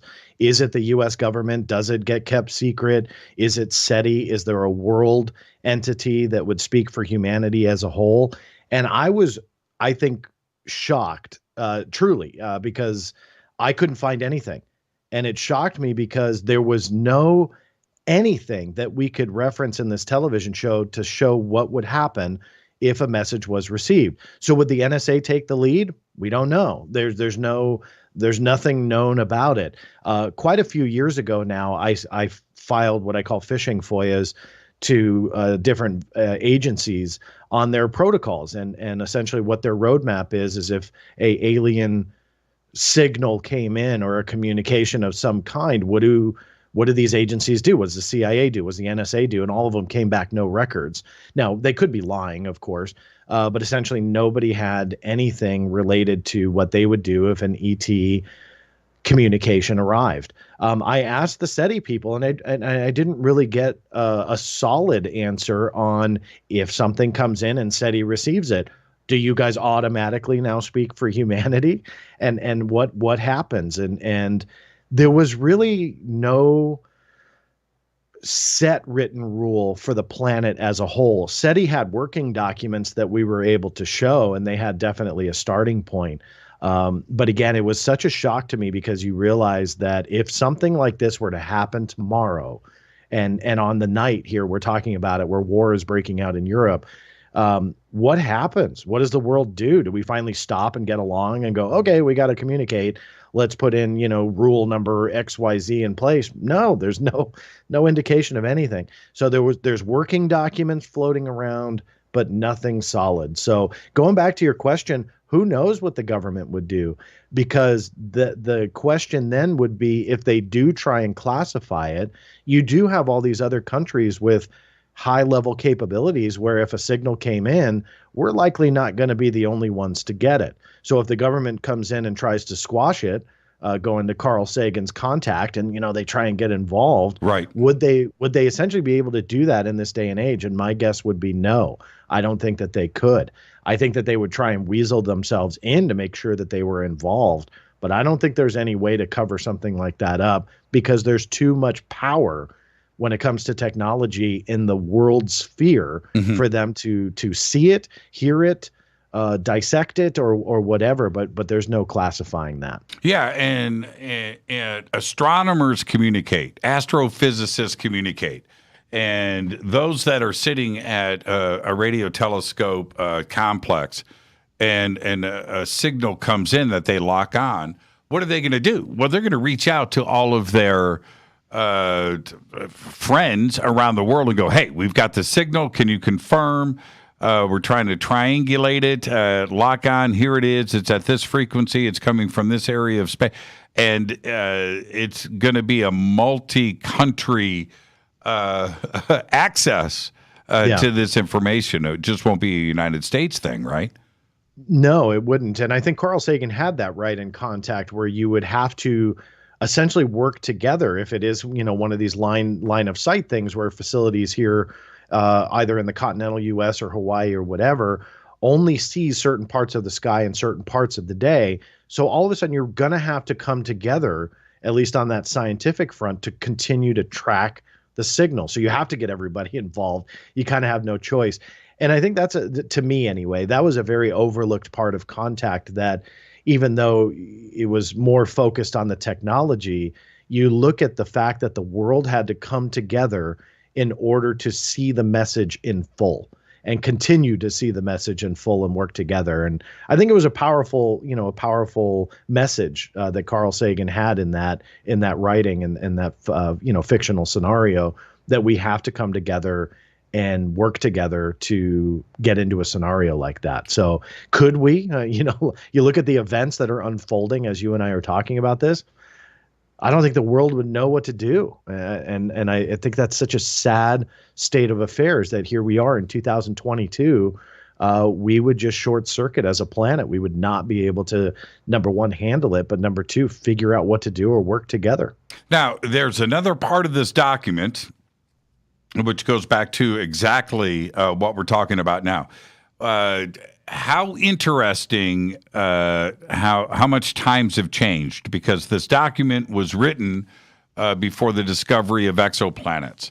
And so the theoretical numbers that they were throwing around back then about potential planets in our Milky Way, and they were talking about Frank Drake, and that is pointed out here, how far off those numbers were, and where we are today with 40 billion Earth-like planets just in our Milky Way alone in our galaxy. Another part that they bring up in here is beaming out something to a great distance, and you had just mentioned 25,000 light years away. And they mention what is around us, the closer stars. And here's the rub.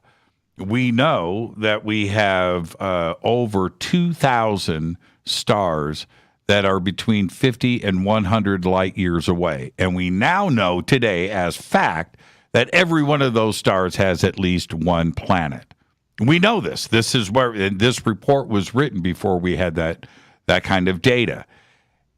But what they do point out in this report is radio signals that have left the planet 100 years ago are now reaching stars that are 100 light years away. 50 light years away, if there's anything intelligent, we should now be receiving stuff back. And 2022 is like the magic year and moving forward. If we're going to receive a signal, we should be listening now more than ever. I hope so. I mean, I know that there's a lot of speculation on whether or not that truly is going to unfold, where stars can not only get our signal, but actually decode it and understand it and figure it out. And I always love that scene, going back to Contact, not to keep talking about it, but that first signal that goes out, which I think wasn't entirely true the way he wrote it. But regardless, one of the first signals that goes out is in Adolf Hitler at the 39 Olympics. 38 Olympics in Berlin, yeah. It's 38, excuse me, yeah. And that becomes the first Earth ambassador. It was a funny part of Contact, but I don't know. I mean, is that actually going to unfold the way it is? I hope so. I mean, I hope that they're listening. I know that they're listening. I know that SETI is still hard at work, and so are other organizations that are listening for messages, looking for messages. There's a lot of talk about those different types of pulsars and stuff that are seeing, the fast radio bursts that they're detecting. So they're looking, and I think that if they are going to get a message back, I think that there's enough technology there that we will see it and hopefully not miss it. But I could absolutely be wrong on that. Well, and here's the difference. And again, a little bit in this report, and the way that they were looking at it, this is 40 years ago now, 35 years ago, 40 years ago, the latest version of the report is this: we only have a very small window from Earth emanating these ginormous, free-form, free-for-all radio signals. And that goes to, the 1900s, 1930s, 1940s, when they had these massive flamethrower, radio towers with 1 million watts, projecting out. Now everything is shrinking. We're using fiber optics and cables. We're not emanating, the television signals today are few and far between compared to what they were just in the 1980s. And so an extraterrestrial civilization out there that went through the same evolutionary process as we did, right? Inventing radio, inventing electricity, and then moving on to a fiber optic digital world of communication and transmission. You are no longer projecting off of the planet. So we have a very small window in detecting something from an extraterrestrial race like that. And the same thing for us. We are no longer, this bright lighthouse, this beacon of radio signals. It's not coming off of this planet anymore. So it's just a very small window of, it's 50 years, right? If you think about it. And in the 13.8 billion years of the history of the universe, what's 50 years? It's a very small window to detect something. Yes. And I've always struggled with, not only is it a small window, like you said, and all of those points I wouldn't negate, but I've always had trouble thinking that if there is an intelligent civilization out there, that they would progress like we did. And could very well be true. I don't know. But we have to assume that they would progress like us, that they would be a carbon-based life form that evolved like us, that the brains would evolve like that they would have the Nikola Teslas and the Bells and all of those, inventors that have taken us to where we are today. We got lucky as humanity. Will another alien race or intelligent civilization be lucky like that, or be lucky in their own way? And I think that is something for me that I've always struggled with on, there's a small window if they evolved exactly like us. But I think that the chances that they evolved exactly like us makes that window so much more small and hard for me to believe. And, it's a fascinating topic because we really have no primer to compare any of this to. We have no idea how this is going to play out. And I remember interviewing quite a few people for these shows when I was doing on extraterrestrial communication, but also first contact and how that would happen. And I remember asking Michio Kaku, that was one of the most amazing conversations that I think I've ever had with a human being. I loved talking to that man, incredibly intelligent. But I remember asking all of them, all the experts in these shows, if first contact is going to happen. And again, assuming it hasn't already, how's it going to happen? And I remember Michio Kaku's response, and I'm paraphrasing, but essentially it was not that they were going to come here or send us a message or come down and try and communicate. That first contact is they're going to be so far in the distance, they're going to likely see and detect our life and just keep going.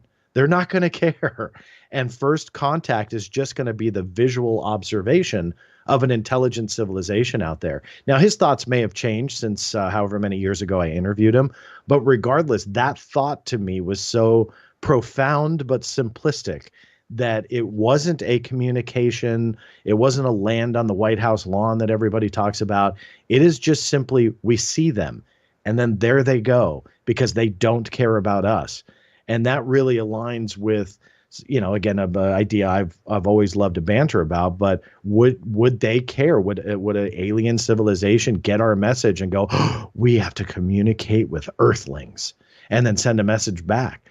Not really. I use the anthill analogy on, do we go out in the middle of the Sahara Desert to communicate with an anthill?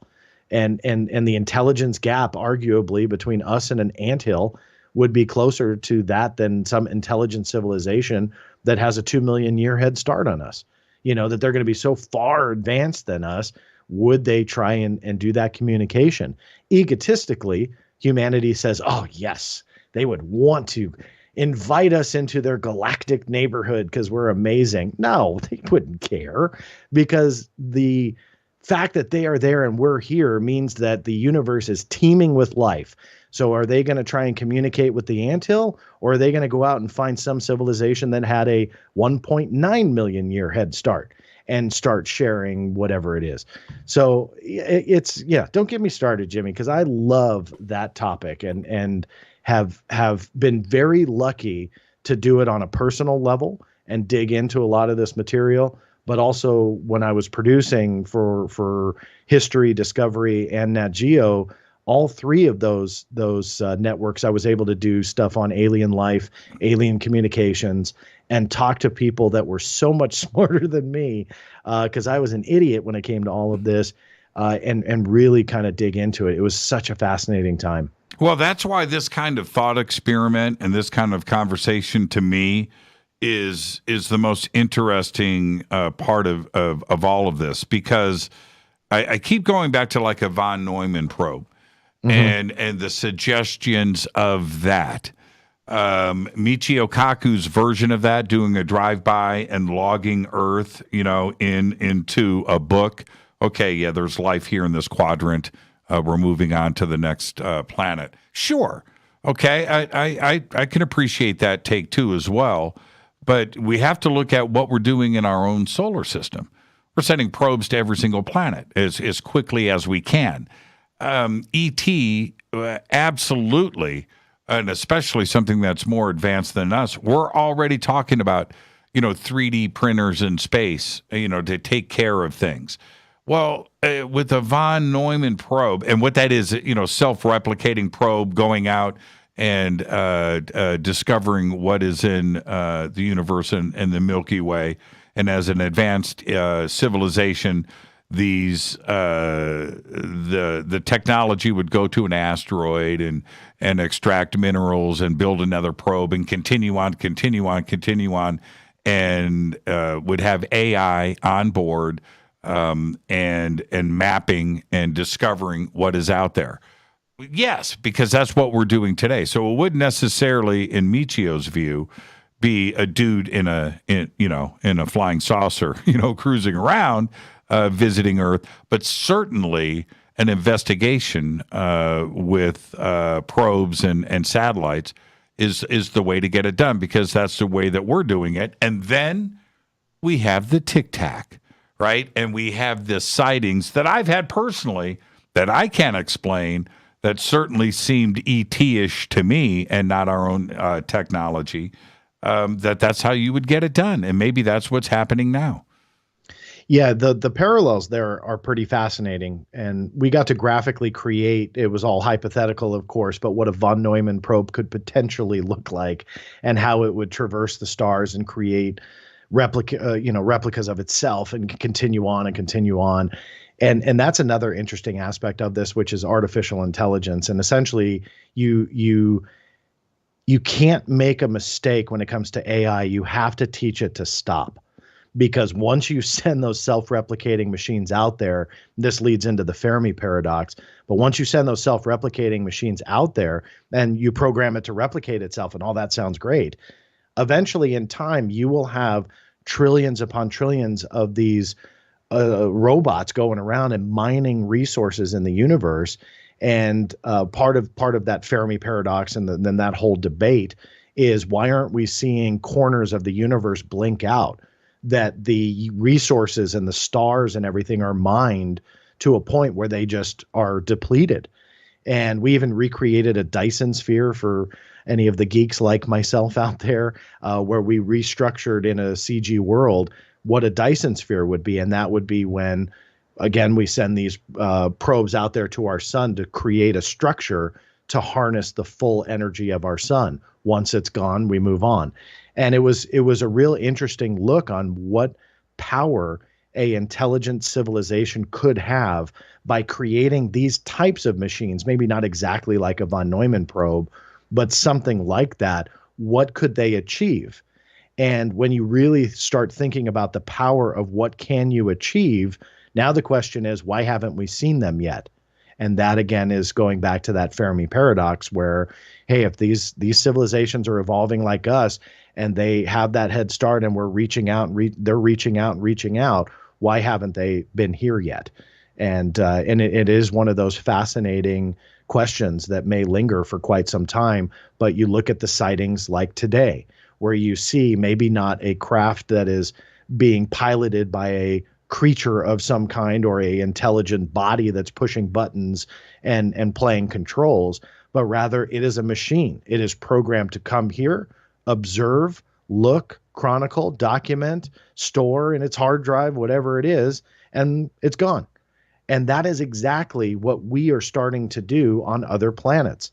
And when I love doing lectures, when I lecture, I use obviously what we are doing on the surface of Mars right now, where we're starting to put artificial intelligence on robots that are programmed to do specific tasks. Now, granted, they're simplistic at this point, but start putting yourself into the future, 50, 100, 1,000 years from now. What will AI be able to do? And what will AI be able to achieve on its own? And what will AI be able to take to the cosmos from humanity that we haven't thought of yet? And so using that, we can really start dissecting what may be heading our way, or quite possibly what's here already. And it's definitely a fun thought experiment. It is. And when we think about how far we have come in such a short time, from the Wright brothers to Elon Musk and putting people on Mars, and which you and I are going to see. We're probably going to see this in the next 10 years, which makes us truly an interplanetary species in 100 years. In 100 years, from covered wagons, right? Literally, 1900, covered wagons and gas lamps, right? To in 2030, we're literally visiting another planet. So another species out there, another extraterrestrial civilization. Where are we going to be in 50 years? Well, if somebody is equivalent to us, and this is the big debate, right? 1,000 years more advanced than us, where are we going to be in 1,000 years? If we're going to be on Mars in the next 10, where are we going to be in 1,000 years? We need to constantly look at this, and absolutely, that may be what's visiting us today. Millions of sightings have gone down in the last 50 years, including our military and trained professionals. So when the Fermi paradox says, well, it should be teeming with life, but where is everybody? Well, apparently we've been visited an awful lot. It's possible. And some of the skeptics out there are saying, well, why would they just visit the military and haunt the military with these types of encounters like the Tic Tac? And now obviously the military is catching on and they're investigating only their own military. And obviously this is just a, speculative comment. But what if that is their task? And again, you use that probe on Mars that you go, that task is focused on being able to go forward, backwards, left or right, make a calculation on going over a small rock that it may get stuck on and how to get around it. But pretty much it's drilling in, taking soil samples and analyzing it. That is its task. So who is to say that some of these probes that, maybe they are connected to some intelligent species out there, are not tasked to look at the strength and power of a military, of something that has the power to do damage, that they come here, they look, they have ships, they have guns, they have this, they have that. Okay, document, store in the hard drive, away they go. Pure speculation, of course, but it's fun to think about because that is exactly what humanity is doing. On a small scale, we spy on other countries. On a larger scale, in a simplistic way, scientifically, we're going out there with probes, simple AI on board. It can think for itself. It does calculations on its own and does very simple tasks. But in 100 years from now, 500 years from now, we're going to be able to build machines that will be able to learn and get better on its own. And that is a frightening thing to think about.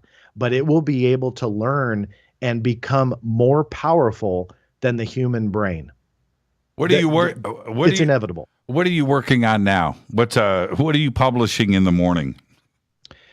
Well, I can't go there, Jimmy. To be honest with you, I'm not sure. When I woke up this morning, I had no idea that NASA would dump 1,000 pages in my mailbox. Right. So I really have no idea. I'm going to try and dump these documents all online as quick as possible. Again, I'm looking for some comments about one. This will make a little bit more sense when I get comments. I have no idea how really interesting this is. Again, it's just part of the investigative effort. So I don't like posting things where I keep things from people and edit a FOIA response. So rather, I'm holding off. I published some interesting points with the caveat that there's a lot more. So hopefully those documents you'll see. But that is the fun about what I do. When I wake up, although I have my normal job that has nothing to do with the Black Vault, and I do that 70 hours a week, in the meantime and in between doing that, I have no idea what comes into my mailbox. And that is the absolute fascination of the Black Vault and why I love what I do. Send me 500 pages. I'll read through them this weekend. We can do it. Man, I'm over 3 million now. I'll send you 100,000. I'll talk to you. Hey, John, thank you so much. My best to you and your family. And we'll circle back this weekend, man. Be safe out there. Anytime. It was a blast, as always. Thanks, Jimmy. John Greenewald, The Black Vault. This is Fade to Black. I'm going to take a quick break. Circle back. A very interesting evening here, not only on Fade to Black, but for the rest of the world. I'll open up the phone lines after this short break. Stay with us.